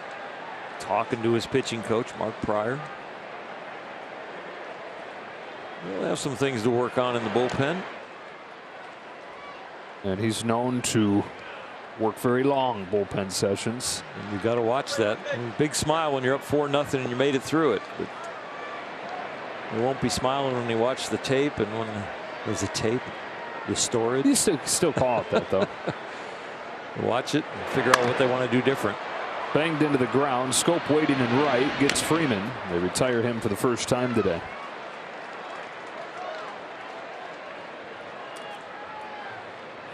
Well, in the Dodger bullpen, Tommy Kahnle getting ready to make his Dodger debut and make his return to a major league mound. It's been a long, long time for the former New York Yankee who underwent Tommy John surgery.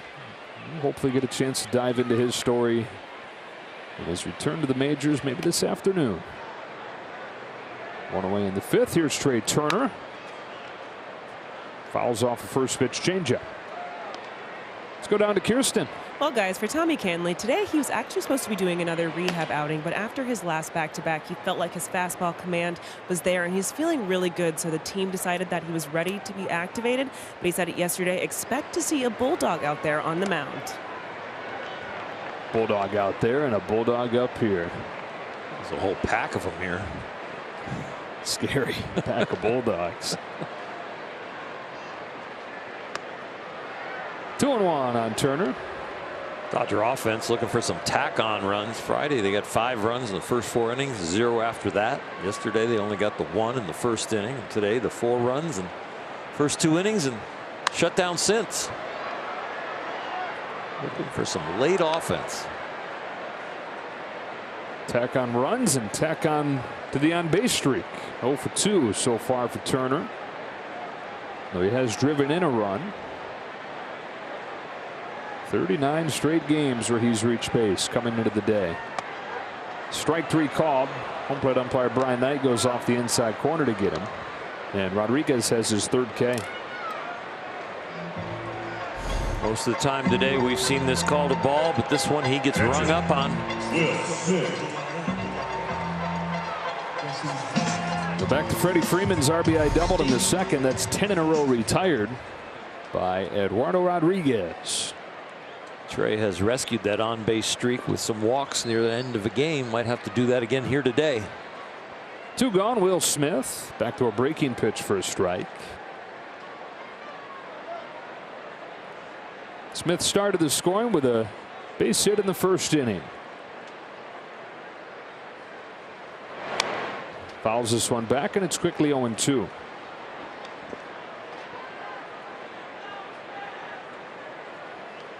Off day today or tomorrow. Back-to-back games with the Giants Tuesday and Wednesday. Off day again on Thursday, so it'll be a run here of Will Smith starts. Those off days baked into the schedule. And they go to Wrigley Field in Chicago for 3 games beginning on Friday. Day game, and then Sunday night baseball before the road trip continues on to Pittsburgh. In there for strike 3, looking for something else, and Eduardo Rodriguez has retired 11 straight.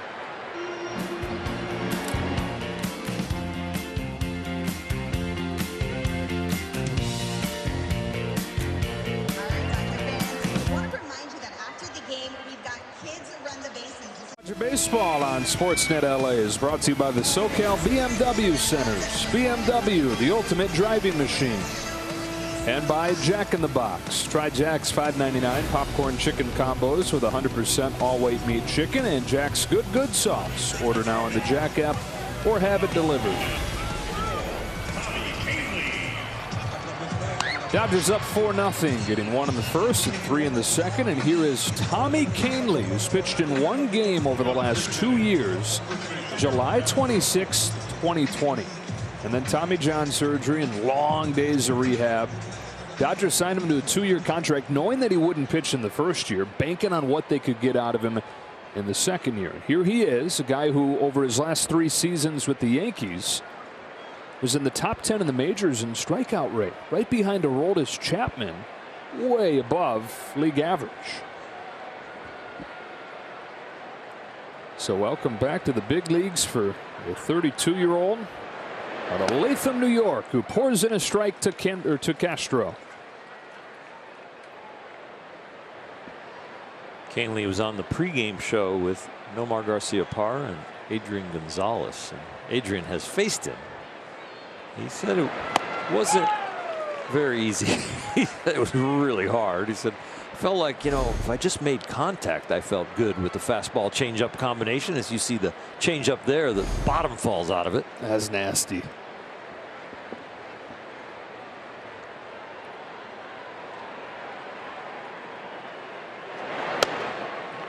It's a pitch that he rarely threw in high school and in college.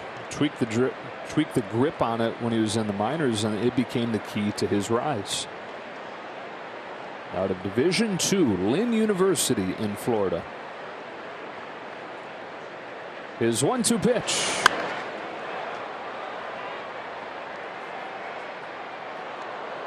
Well, 97, a fastball that kind of maintains its altitude, and then the changeup that the bottom drops out of. And if he's in the same window like he has been so far, with that change of speed and change of direction, pretty hard to barrel up. A changeup gets him swinging, and the first batter that he faces in almost 2 years, Tommy Kahnle strikes him out.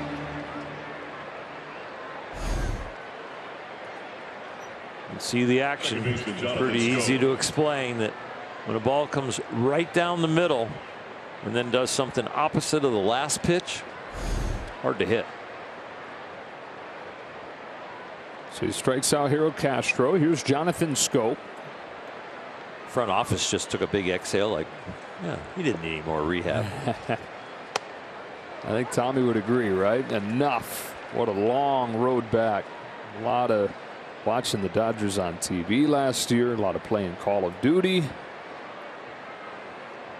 Doing a great job keeping the emotions under control and throwing strikes. I mean, you can see why he's somebody they look at as not just, oh, he's going to pitch for us, but he's going to come back from the injury and he's going to pitch big innings for us. He can dominate. He can definitely dominate. He's used to the big stage. You get somebody from the Yankees that has done well. Pressure games, no problem. Swing and a miss. Back-to-back Ks. Well, sharp movement is easy to get down in the strike zone because your hand ends up on top of the ball or in front of the ball, so it's really easy to spin. Sharp movement, waist high or above, that's special.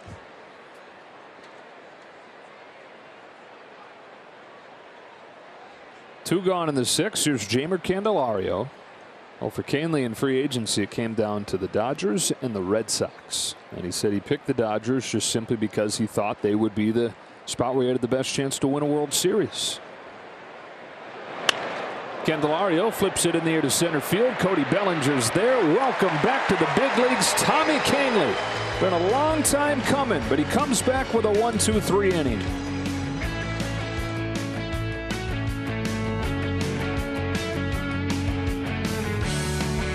Net LA is brought to you by Morongo Casino Resort and Spa. Good times, less than 90 minutes from wherever you are. And by the 2022 Ford F-150 truck and your Southern California Ford dealer, where the future comes standard. Tommy Kahnle, everybody understands what he's been through, how long it's been, and a warm reception back into that dugout. Active, healthy players walk through the training room, the workout room all the time, and they're concentrating on the next day and being better. And you walk by the guys that are doing rehab and you don't want to become them, but boy, when they come back and they're playing, you are so happy for them. You know everything that they've put in. He's not going in the locker room. I'm standing right out here on the bench. I like this big league bench. Justin Turner leads off the sixth against Eduardo Rodriguez, who has settled in and retired 11 Dodgers in a row. But that is after LA got 1 in the first and 3 in the second. On the hands of Turner, who homered on his first at-bat of the series, but is 0 for 9 since.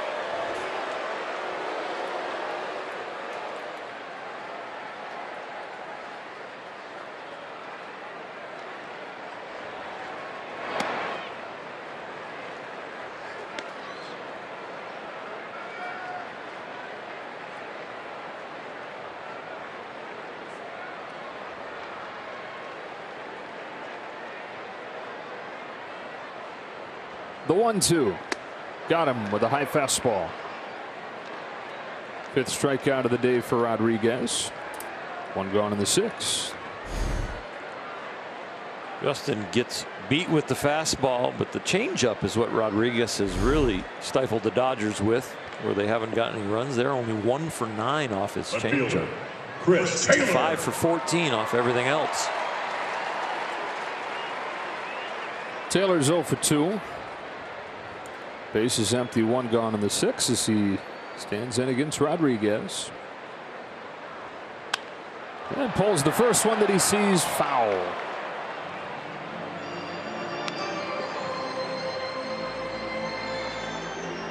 Over the last couple days, we've showed his 2 hard hit balls, 108, 107 miles an hour off the bat. 2 hardest balls he's hit this year. He is really getting the head out. He's pulling the ball and pulling it hard.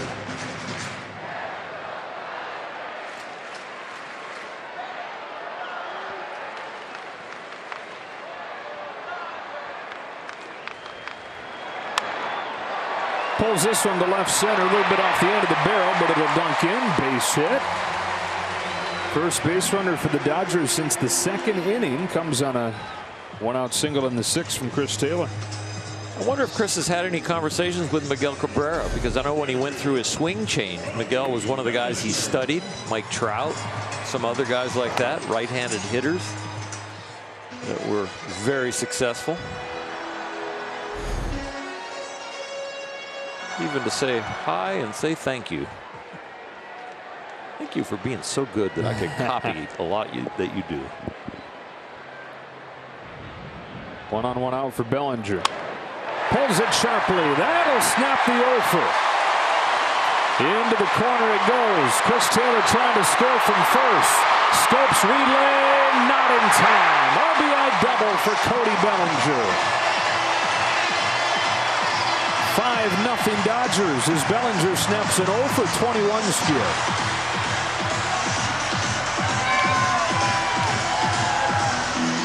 Get on top of the plate, anything from the middle in, you're probably going to have to pull, and Cody is on top of the plate, gets one in the middle and hits it right down the line, just keeping it fair. Once it reaches the side wall and the back wall, all of a sudden Chris Taylor is going to get the wave from Dino Ebel. The relay is going to end up late because of Taylor's wheels. Cutting the bags, cutting them close.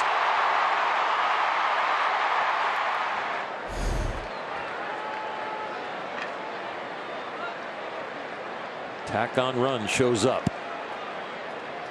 Hanser Alberto 1 for 2. Jumps on it and fouls it. 10 runs over the last 4 games coming in, 5 of them today.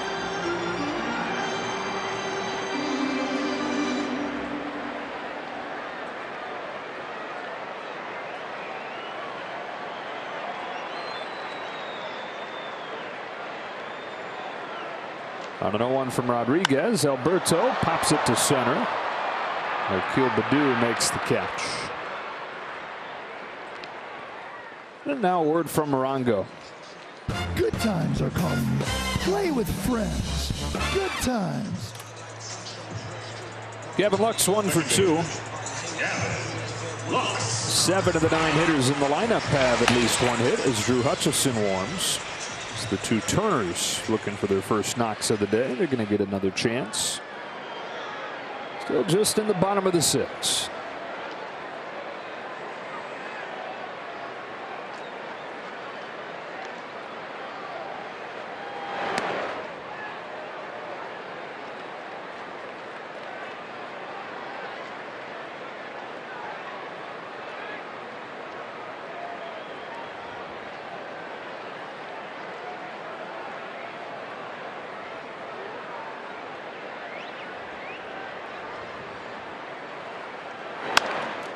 Ground ball.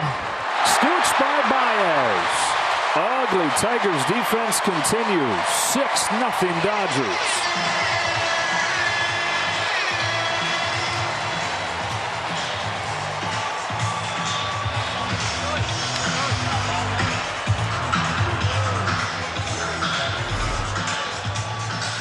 Infield acting like a strainer.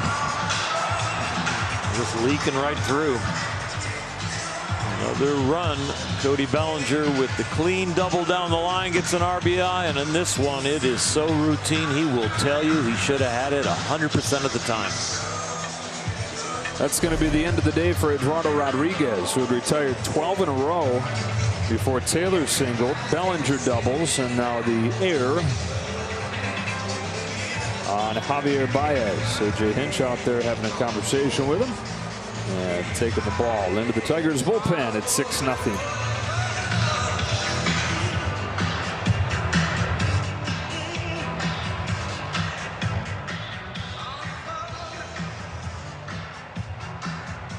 Dodger Stadium. Enjoy the flavors of Mexico during every Tuesday home game with a rotating menu of delicious food and drinks accompanied by the sound of live mariachi bands. Visit Dodgers.com/Taco Tuesday or scan that QR code on your screen. Drew Hutchison comes into the game for the Tigers. 2 in the bank for the Dodgers. And runner at first. Hutchison, 31 years old. He's been with 8 different organizations. That includes with the Dodgers in 2018, pitching AAA for them. Delivers to Mookie Betts. Strike one. It's 9 organizations if you include the Milwaukee Milkmen and the American Association in 2020 when he didn't have a team, and it's probably going to be a minor league deal that he signed. There was no minor league season, so he went and found one. Independent ball. Signed with the Tigers last year and got back to the majors for the first time in 3 years. He had last pitched in the majors with the Rangers in 2018. The journey continues here into his 30s. His 8th team.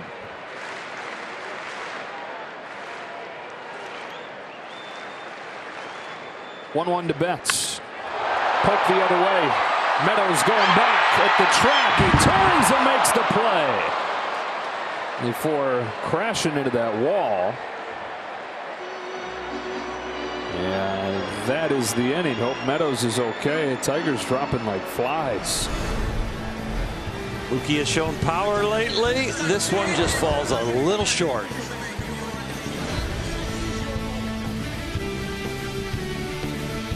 Dodgers and Giants starting a 2-game series on Tuesday. The first 2 of 19 this year, coming off one of the most memorable season series in this franchise's or this rivalry's long history. They played 24 times last year. They split those 24 games, with the Giants holding a 1-game edge during the regular season. Dodgers, of course, winning the division series in 5. We see it on our Nissan calendar before they hit the road again for Chicago and Pittsburgh. Cannot wait for Tuesday and Wednesday, buddy. Intensity will crank up. Yesterday you had the fans on the edge of their seat waiting for Clayton Kershaw to be the strikeout king for the Dodgers. Come Tuesday, they'll be on the edge of their seat for every pitch against those Giants. Zach McKinstry is in the game in right. Dave Roberts getting Mookie Betts off his feet as Alex Vesia comes in and delivers strike one to Tucker Barnhart. Pitching matchup on Tuesday. Urias for the Dodgers. Carlos Rodon for the Giants, who's off to a huge start for them. First year of a 2-year contract. High upside signing. Low floor, though, with the injury history. So far, nothing but good from Rodon. First pitcher in the history of the Giants, not just San Francisco, we're talking back into the 1880s in New York, to, in his first 4 games with the team, go at least 5 innings and give up 0 or 1 run. Barnhart down quickly.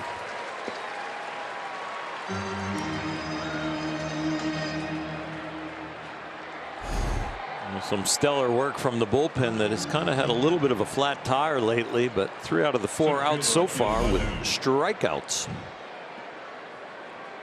The pen, which overall has been so good, those 4 runs in 3 innings yesterday, a couple blips in Arizona as well.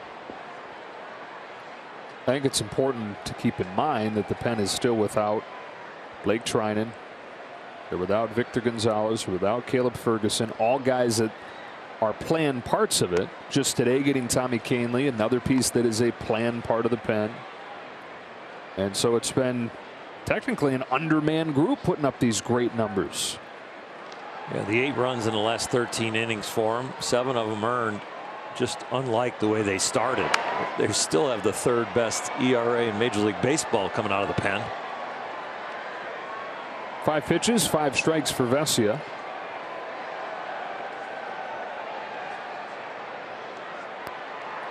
Each one of them down there, when you talk to them, just talks about the great chemistry. I mean, there could be bad chemistry in a great bullpen because there's just so much competition for the quality innings, not the mop up or the blowout games. But each one of them will tell you that it is a group that pulls for each other. And you got to tip your hat to the bullpen coach Josh Bard for that, to create that chemistry and communication down there.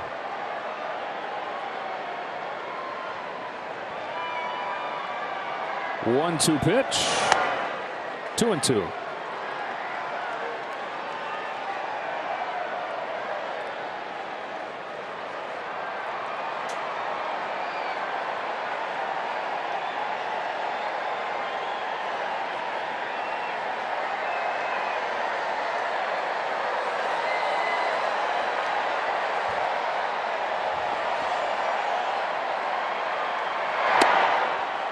Full count.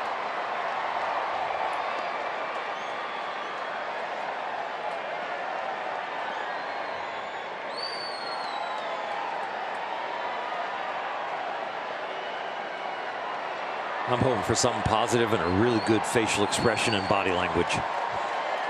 It's always good. Gets you charged up. Take a little walk. Got to get a ball. Need a ball. There we go. Fun to watch, isn't he? Yes.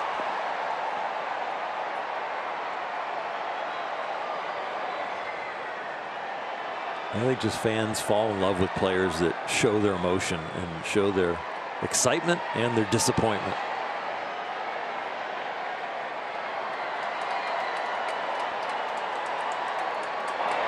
Got him.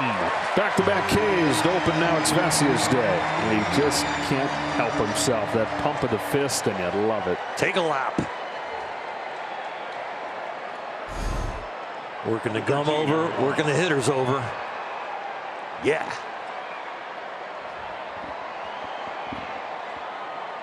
Every time you see that reaction from him, and every time you think, well, it's 6-0, I don't know if you need that there, you got to remember where this guy came from.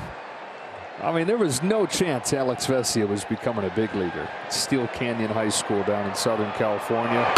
Goes for the San Diego. Strike one on Haas. I mean, he was throwing low to mid 80s. No colleges were interested in him. Even once he gets to college, it's a Division II school that hardly ever draws any attention. He just wanted a chance, and he got that chance when the Marlins drafted him. 17th rounder, still not much real chance he gets to the majors. Beats the odds, makes it, bombs, gets back to the majors, bombs again, down to AAA. Am I ever going to get another chance? I've had my chances, that's cool, but am I going to get back? He does, and he's turned into an excellent option in that pen. And so you can understand why I mean a little bit more to a guy like Alex. This was never something that was taken for granted. It's never a sure thing.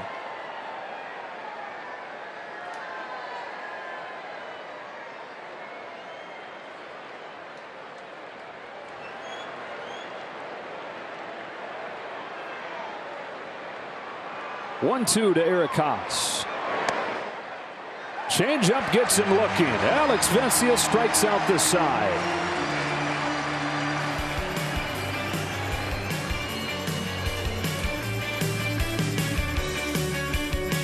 Today, singled in the first inning, doubled home run in the second. And with the score at 6-0, so it could be headed for continuation of the trend that when Freddie goes, they go.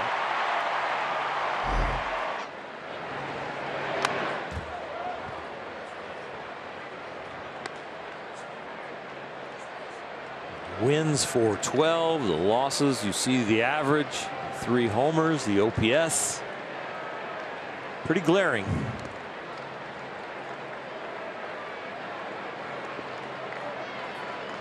I think that'll change a little bit when some of the other guys get going. The Max Muncy, the Justin Turner, Mookie Betts starting to heat up.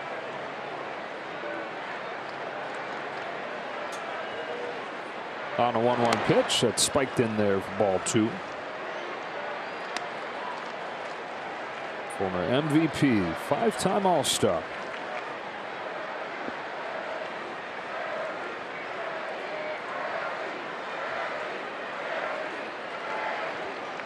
Some of those Freddie chants coming again.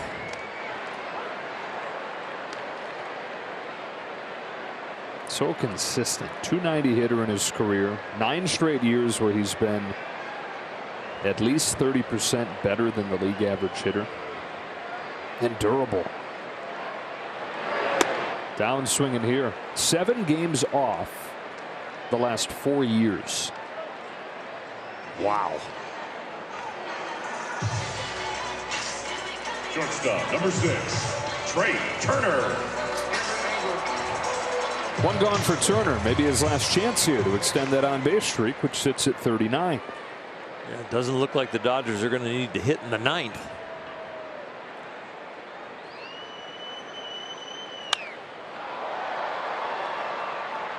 May have reached the end of the road. Baddoo makes the catch. Going to need some help from his teammates to get back up there.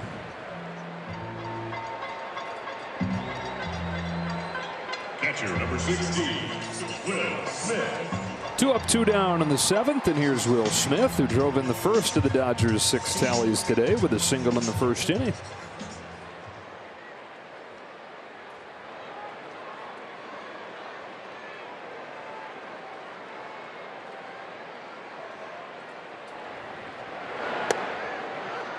It's knocked in 12 now this year. You know, since Will Smith's debut, he has the #1 RBI rate. So, at-bats per RBI in all of baseball. You know, a lot of the qualifiers with Will are among catchers. But you can pull back and do, period, every position player, and you're still going to find his name near the top of a lot of lists.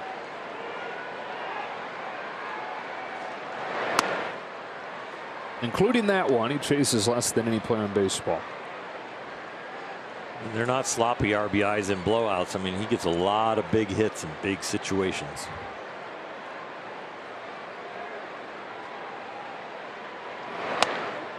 Take strike 3. Hutchison with a 1-2-3 7th. On to the 8th. 6-0.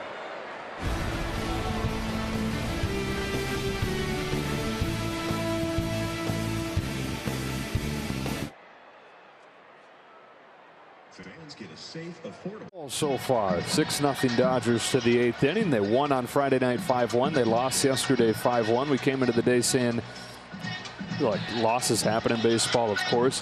You can't lose back-to-back series to last place teams. No, you can't. The early offense helped that. Now they got a chance to win the 2 out of 3 here from the Tigers. Walker Buehler battled through, but it's nice to see some tack-on runs after the early offense. And now, since Walker's last 3 outs, they've retired 9 in a row with 7 Ks. Way to go, Tommy Kahnle. Way to go, Alex Vesia.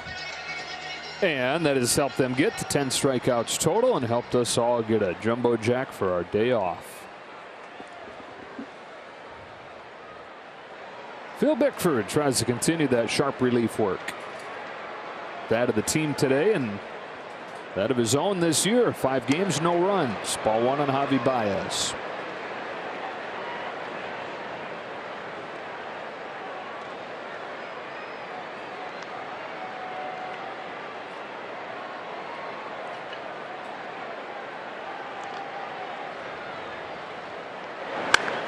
Baez rips this one to left center field. It's over Taylor. Yeah, he's got a double, continuing a good series. His 5th hit this weekend. And a runner in scoring position for Detroit.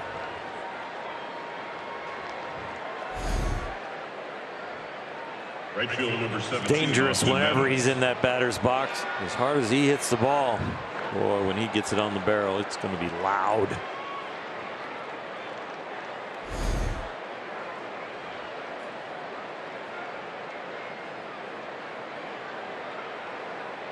Austin Meadows, the other guy that's had a good weekend. 5 hits for him. I'm glad he's still in there after he banged up against that wall on the Mookie Betts flyout a couple innings ago. A little whiplash. Yeah. Takes ball from Bickford. Meadows from the Pirates to the Rays in the Chris Archer deal, which has turned into one of the more lopsided deals in modern baseball. Tyler Glasnow also went in that deal. Shane Baz, one of the Rays' top young pitchers. And Meadows, who is an all-star for him in 2019. Strike, and it's 1-1.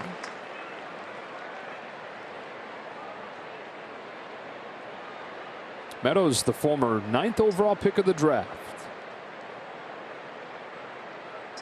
And the Pittsburgh Pirates at a high school in Georgia.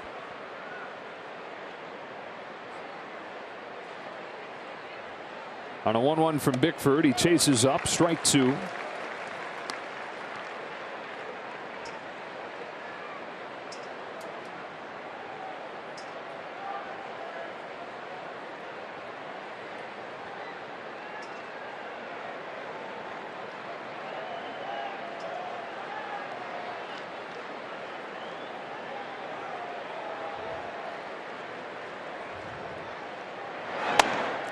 Strike 3.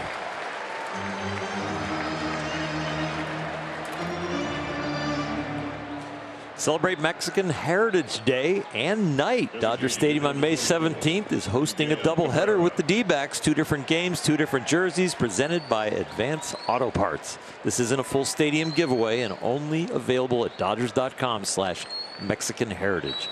Scan the QR code on your screen also if you want to get some tickets. 1 gone in the 8th inning. One more look at Miguel Cabrera, who, besides being one of the great hitters of all time, has been such a great example and teacher to so many hitters across baseball. Often subtle teachings where young guys say they don't even realize that he's teaching them something, but dropping little hints here and there. James McCann, catcher who's bounced around the last few years but started his career with the Tigers. When he was a rookie, Cabrera rolled over in his first at bat and goes up to James McCann in the dugout and says, "Hey, go back in the video room and watch the tape. Tell me what I did wrong." And McCann's like, "What? But does he really want me to do that?" And everybody's like, "Yeah, he does. Go back there, watch Miguel's at bat, come tell him what he did wrong." So McCann goes down there, very quickly sees that his posture had changed from his previous at bat, and says to Miggy, "Look, this is what I noticed. You looked like you were really stiff. You weren't quite crouched down as much." And Miggy already knew. He already knew what had gone wrong. He just wanted the rookie to go look through it, think through it. So Cabrera's on deck before his next at bat. McCann to bat after him. And before Miggy goes up to the plate, he looks back at McCann. He says, "Does this look right?" Shows him he's a little more crouched. And McCann says, "Yeah, that's it. That's good." And he says, "Okay, good. Watch this." Goes up to the plate. First pitch, home run. What a story.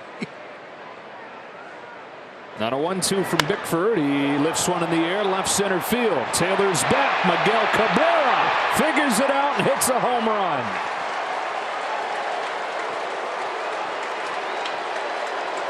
After 3 straight strikeouts and a hitless weekend to this point, he finds something and hits his first home run of the year.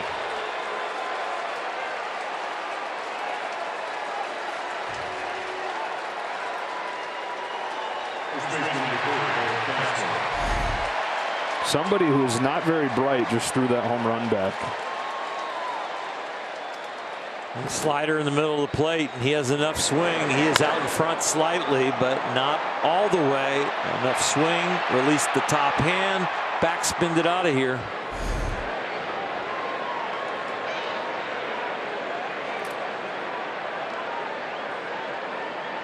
So the Tigers on the board on a Cabrera home run. Here's Harold Castro.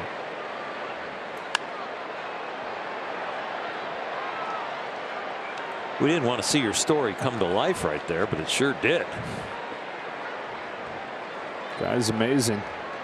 And he did look like he was in a slightly deeper crouch with better balance right there. 503rd of his career. 33 have gotten 3,000 hits.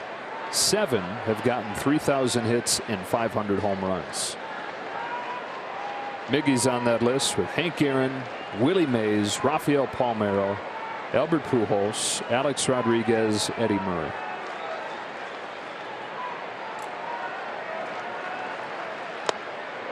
One ball, 2 strikes. He's going to finish his career as a 300 hitter. Once that happens, he'll be on a list of 3. 3,000 hits, 500 homers, a 300 average. Hank Aaron, Willie Mays, Miguel Cabrera.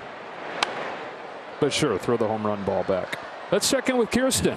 Well, guys, yesterday we saw Brusdar Graterol face Miguel Cabrera, and he talked about earlier, you know, he told us that that was the first jersey he ever had. They both are Venezuelan. That means so much to him and him growing up playing baseball.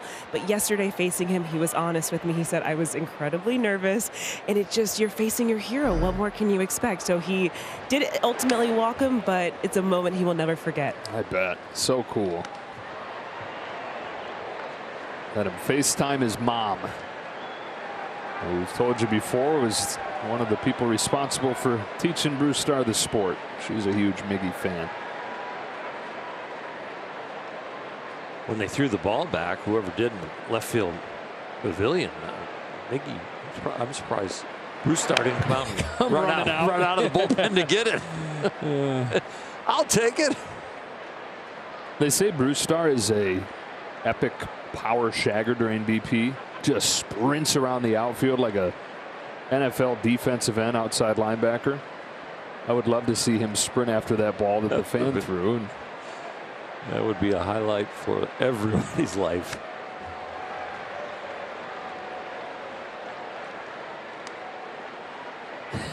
Mostly his, though. I'm just picturing the random person who happened to see it happen.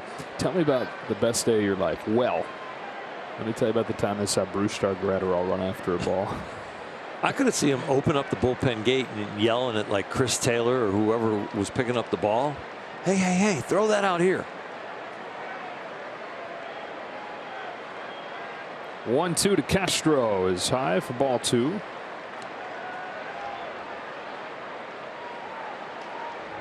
Takes it into the authenticator. Got it. Get it authenticated.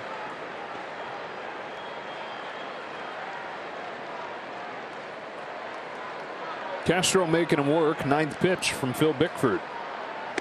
Cut on and miss. His second K. Could be a historic ball, really. It could be the last home run that Miguel Cabrera hits in Dodger Stadium. Could be last home run he hits against a National League team. You just never know. How long is he going to play? 39? Love to see him play a couple more years. 40, 41. It's in his 20th season. You know, one of the things that's been remarkable about him is his durability. He had the season midway through his career where he had a stress fracture in his foot, ankle issues, strike on scope. But he's averaged 153 games played. 2014 season, he played most of the season, even though he had that broken foot and bone spurs in his ankle. 1 ball, 1 strike on scope. They say that the only thing he's doing is playing the game. He's not worried about his mechanics. He's not worried about what the pitcher's got. He's just worried about himself going up there, see ball, hit ball. He always says that to the young hitters. It's 1-2. Jose Iglesias, who played with him in Detroit, now the Rockies shortstop, happened to be on the field when he got his 3,000th hit, so got to be there for the celebration of it. He says he always said back to Miggy, like, look, I get it, see ball, hit ball, but it ain't that simple for everybody, Miggy. Miggy built such a great foundation that he doesn't really always have to think about the mechanics or what the pitcher's doing. Just looking for the baseball and hitting it if it likes it. They do see a different game, though. I mean, even at the big league level, there's differences in eyesight. They get measured every year and throughout the year of how good their eyesight is. There are slim differences, but they're huge. UCLA started studying the Dodgers' eyesight back when I was playing, and they started coming to spring training every year and evaluating us with flashcards and in darkness and peripheral vision. And they found out, you know, the highest grade in eyesight at the time was 20/20. They started to find out that some guys were 20/15 and 20/10.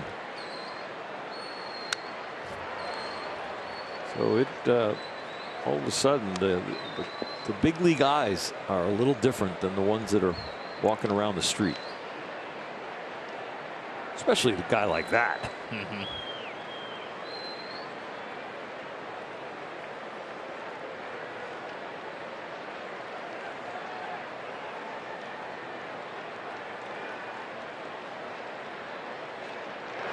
Bickford gets it by him, gets 3 strikeouts in the inning, but the Tigers get on the board against him with a Cabrera home run.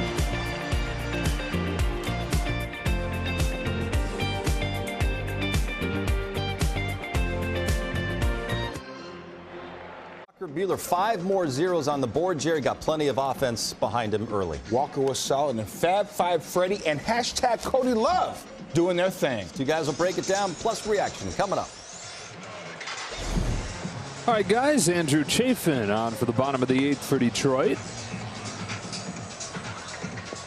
Dodgers ahead 6-2, looking for a series win, looking to go to 14-7 overall, and welcoming the San Francisco Giants on Tuesday. Giants, by the way, losing to the Nationals right now. Nationals have dropped 10 of their last 11 games.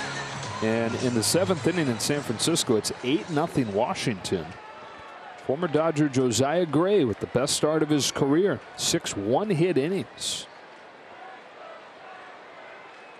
Turner to lead off this 8th for LA. The Giants team coming in that's off to a great start, but already without Longoria, Wade, and La Stella. All started the year on the injured list. Belt and Yastrzemski are on the COVID list. And Jock Peterson recently injured his groin, so he's been out the last few days.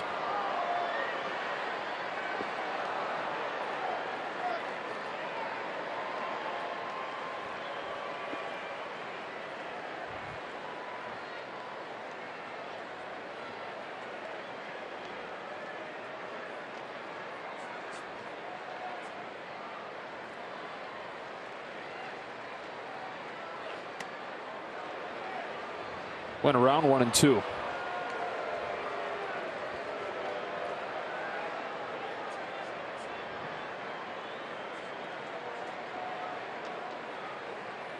Couple Ks for Turner today. 0 for 3.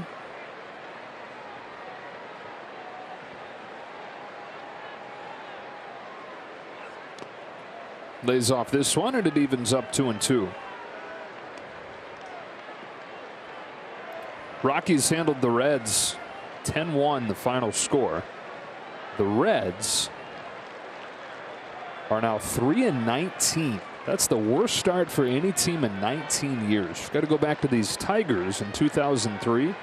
They started 3-19 and went on to lose an American League record 119 times. And there are the Reds at 3-19 as well.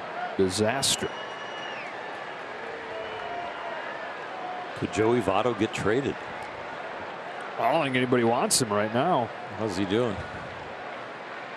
No. Lowest batting average in the majors. Really? Mm-hmm. Wow. 122. He's due. I'd say. Full count on Turner. Remember we were talking about his new bat, his hockey handle bat that he switched to? Mm-hmm. He's ditched that. Okay. After 3 weeks of really struggling out of the gates. Because last year he was one of the best hitters in the National League.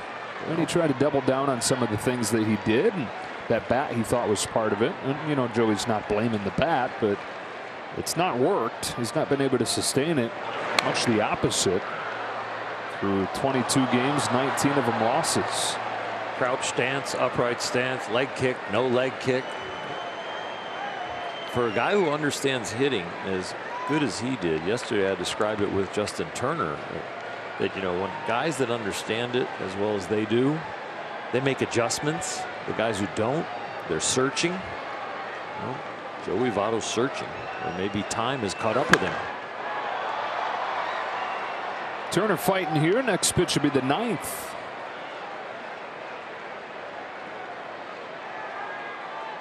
These two guys actually were together for a little bit in the Reds minor league system. Turner says that Joey was a freak back then, even stuff that he could do. And unique back then, as he is now. On the hands of Turner, flex into right for Meadows. There are transitions in every hitter's life and career. And as they go through them, some people say, oh, they're getting old and this and that. But the best, they figure out how to adjust and apply themselves in a different way.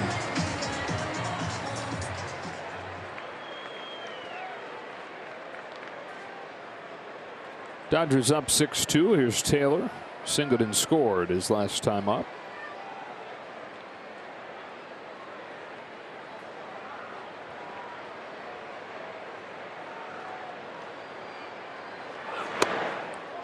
Diamondbacks are the other team in the West we haven't touched on yet. For a while, they weren't worth touching on, but they've actually been playing pretty good baseball. They lost 7-5 to the Cardinals today, but are 7-5 over their last 12 games.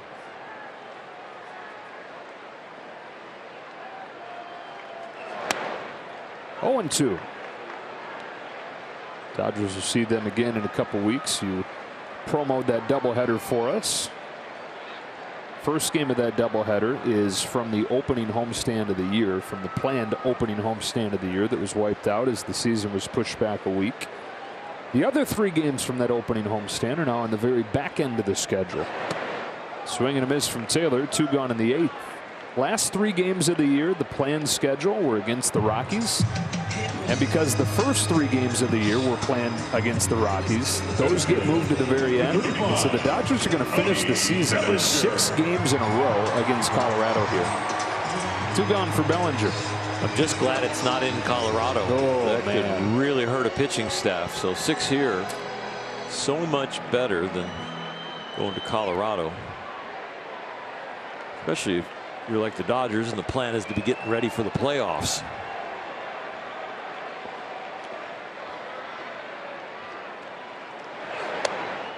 Bellinger snapped an 0 for 21 slide with an RBI double his last time.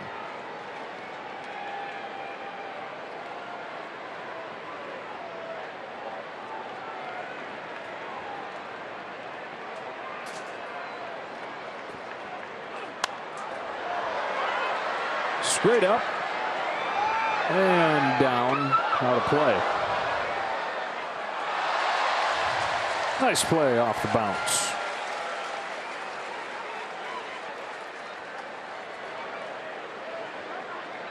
Cody looks like he's experimenting again a little bit, just subtle changes. The posture looks athletic, but the front side looks a little bit more open, especially the front toe. Thank you, Kurt, for pulling back. Give me the whole body shot. Front hip and front toe a little turned out.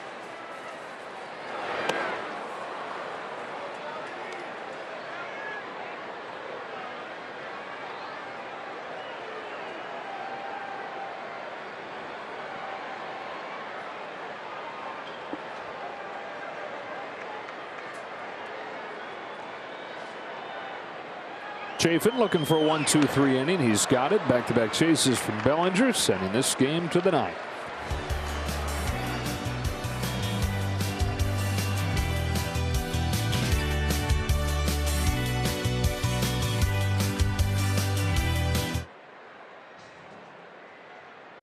With an RBI double, so nothing really stood out today in terms of huge plays, but that's big in that it helped him snap the skid, and it was big in that it was a tack-on run like you were begging for. Yeah, going into the off day, nice to get a hit, get the offer off the board, and maybe feel better about yourself going into that San Francisco series. Starting on Tuesday night with a good pitching matchup. Urias for the Dodgers, Rodon for the Giants, Justin Brule for the 9th inning here.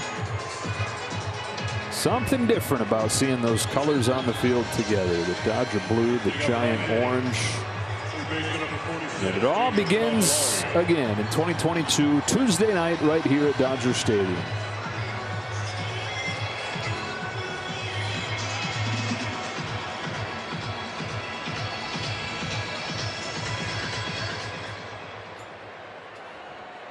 Dodgers up 6-2. Jeimer Candelario to lead off the 9th against Brule. He's had a good season.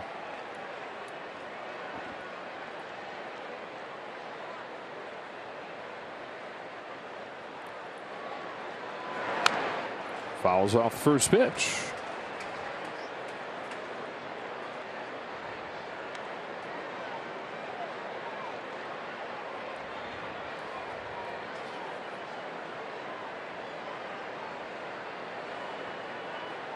See if Justin can follow the Dodger pitcher's pattern right now. Last 12 outs, 10 of them by K's.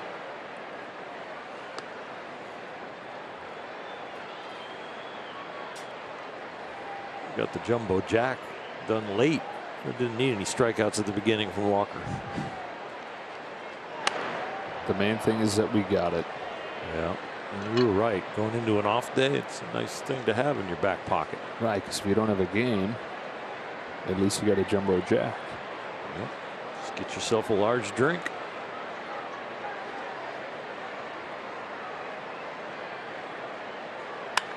Breaking pitch lifted to left by Candelario. Taylor to the wall. Gone. Cabrera and Candelario both hitting their first home runs of the season today. Tigers came into the day with 8 home runs all year. Last in the majors. Got a couple on this Sunday afternoon. Craig Kimbrel had not pitched for 5 days, so they had to pitch him yesterday to get him some exercise, and I think he will quickly get up now. Day game after night game, this pitch and this swing right here will get the Dodger bullpen into action. Breaking ball up slightly out in front, just like Miggy and his home run to left center. And being slightly out front get you that extra bat speed if you can hit the barrel, and it did. 6-3 game. Tucker Barnhart fouls off the first pitch. And there he is. Craig Kimbrel getting going quickly. Feast or famine when it comes to bullpen work, especially for setup guys and closers. Team gets on a roll of close games. Those key guys in the setup role and the closer get a lot of work. When they're blowing them out and there's no real save situation, it's famine down there.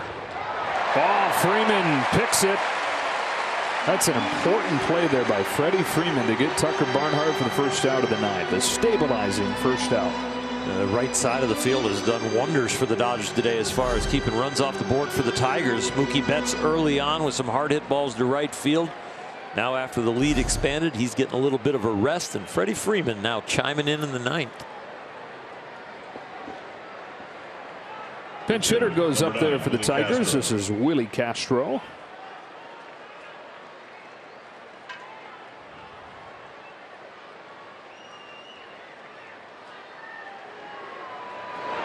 Castro in the short 2020 season hit .349. It was top 5 in Rookie of the Year voting. He's hit .220 since.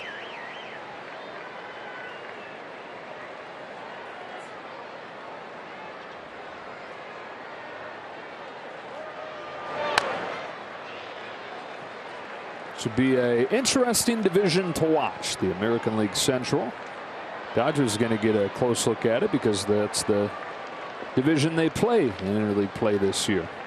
Next stop will be Chicago with the White Sox in June, at least in the interleague set. 0-2 from Brule is yanked to left. That's a base hit for Castro. Second extra base hit of the inning against Justin Brule.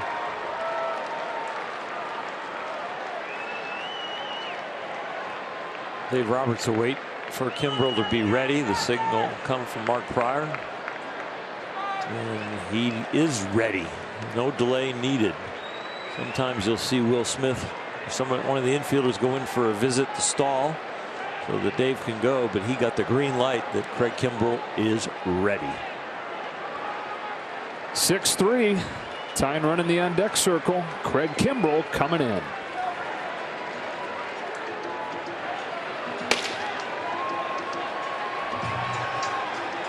This thing down at 6-3 Dodgers, but the Tigers with a man on second and just one out. Justin Brule not his finest day, so Kimbrel trying to clean it up and finish this series.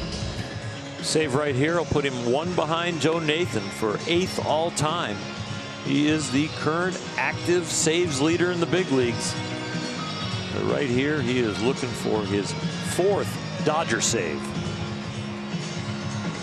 Pitched last night, first time in 6 days, and just the second time over the last 2 weeks. And he did that in a game that was well in hand the other way. It was 5-1 Tigers, just to get him some work. Through 14 pitches.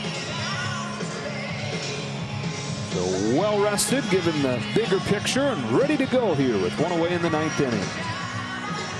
Didn't throw a breaking ball till the 3rd hitter he faced last night. He might be breaking it out a little earlier here.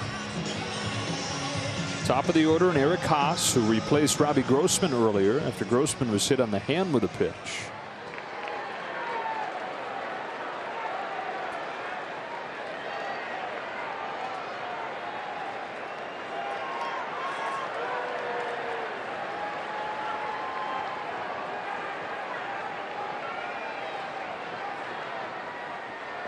Kimbrel comes home and is at the top of the zone with a fastball, which was down last night by 94. This is a safe situation, though, and we presume that the velocity being down last night had something to do with the situation. Same music, more adrenaline. Same music, different mood. Oh, yeah.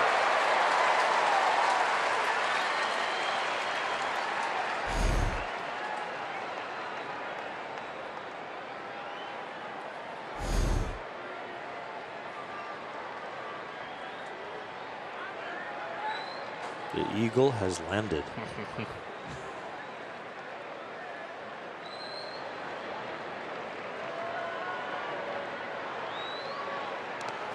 First breaking ball is in the dirt. Started dangling his arm like that. He didn't even realize he was doing it. He was a rookie with the Braves and shoulder was bothering him. So instead of holding it behind his back like most guys do and like he had always did, he just let it dangle in a spot where it was alleviating the pain. He said he never realized that it looked as ominous as it does until somebody showed him a picture and said, check this out. He's like, wow, okay, that does look different. Kind of his signature now. His 1-2.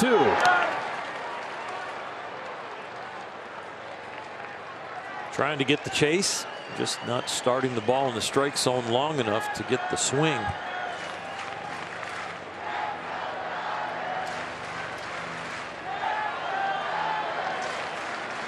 You don't want to see that guy as the tying run. Big out to record at the plate.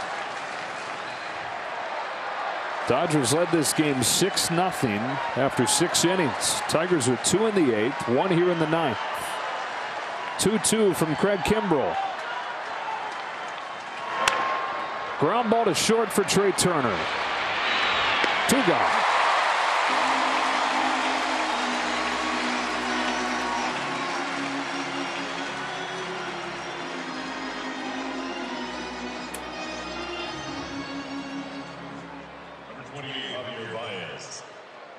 Baez trying to keep it alive for Meadows.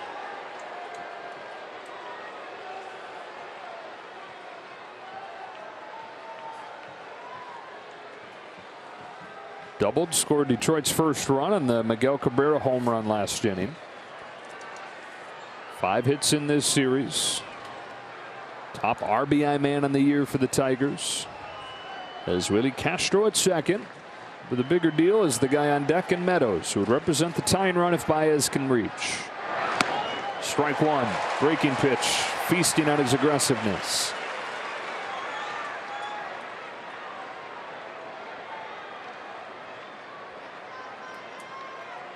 Early in the game, bases loaded, 2 out. Baez was up there against Buehler, and Buehler was struggling to get through the inning, but he ended up making him chase a breaking ball wide. When you're in the bullpen and you see that, that'll go in your memory bank. Threw it again, same result. You throwing another? Why change it if he's going to swing? If you do throw him a fastball, it's got to be neck high, and it's got to be way up there, so all he can do is maybe pop it up. Well, I think we saw it earlier in the series. Tyler Anderson had him chasing down and away, gave him a lot of the plate with a fastball, 2 strikes, and he got a hit on it. No reason to give him anything too juicy. The 0-2. Fastball, but outside, ball 1. You try to put a little extra on it. You hope that takes you up in the strike zone. This little extra got the fingers behind the ball and just pulled it a little bit, but it was the wrong height.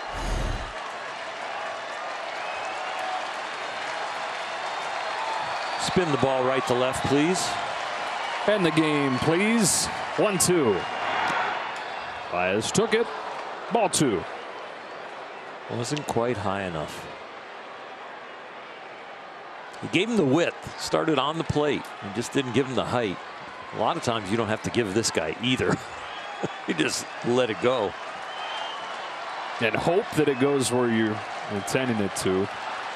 Because if it doesn't, the other thing with this guy is that it's headed a long way. 2 gone in the 9th inning. Dodgers trying to finish off a series win.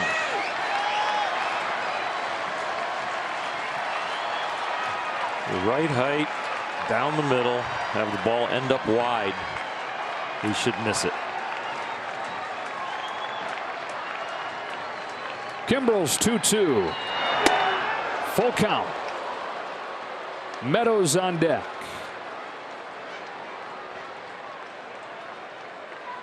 If you're going to pull the trigger on the fastball, that's the one you want to throw.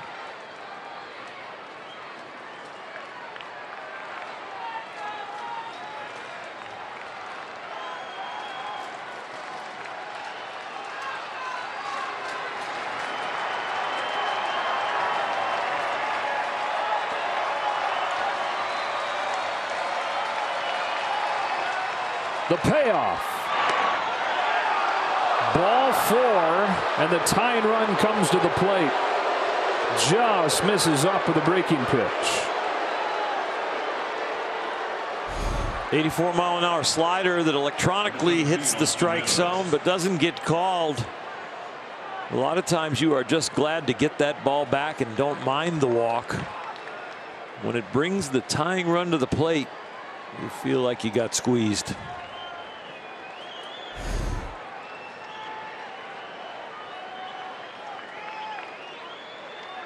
So Austin Meadows, who has been one of Detroit's best hitters this season, top 10 in the league in average, top 10 in on base.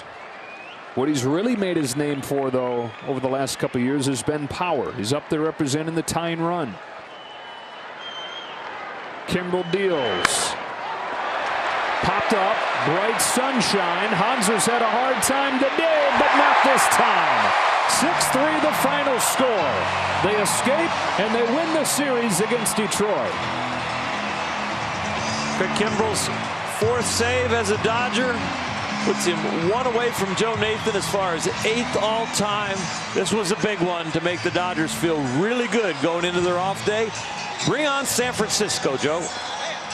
All right, let's do that on Tuesday. Quick 2-game series. Urias for the Dodgers, Rodon for the Giants. 7 o'clock right here at Dodger Stadium. For Hershiser, Kirsten Watson, and the rest of our crew, Joe Davis saying so long.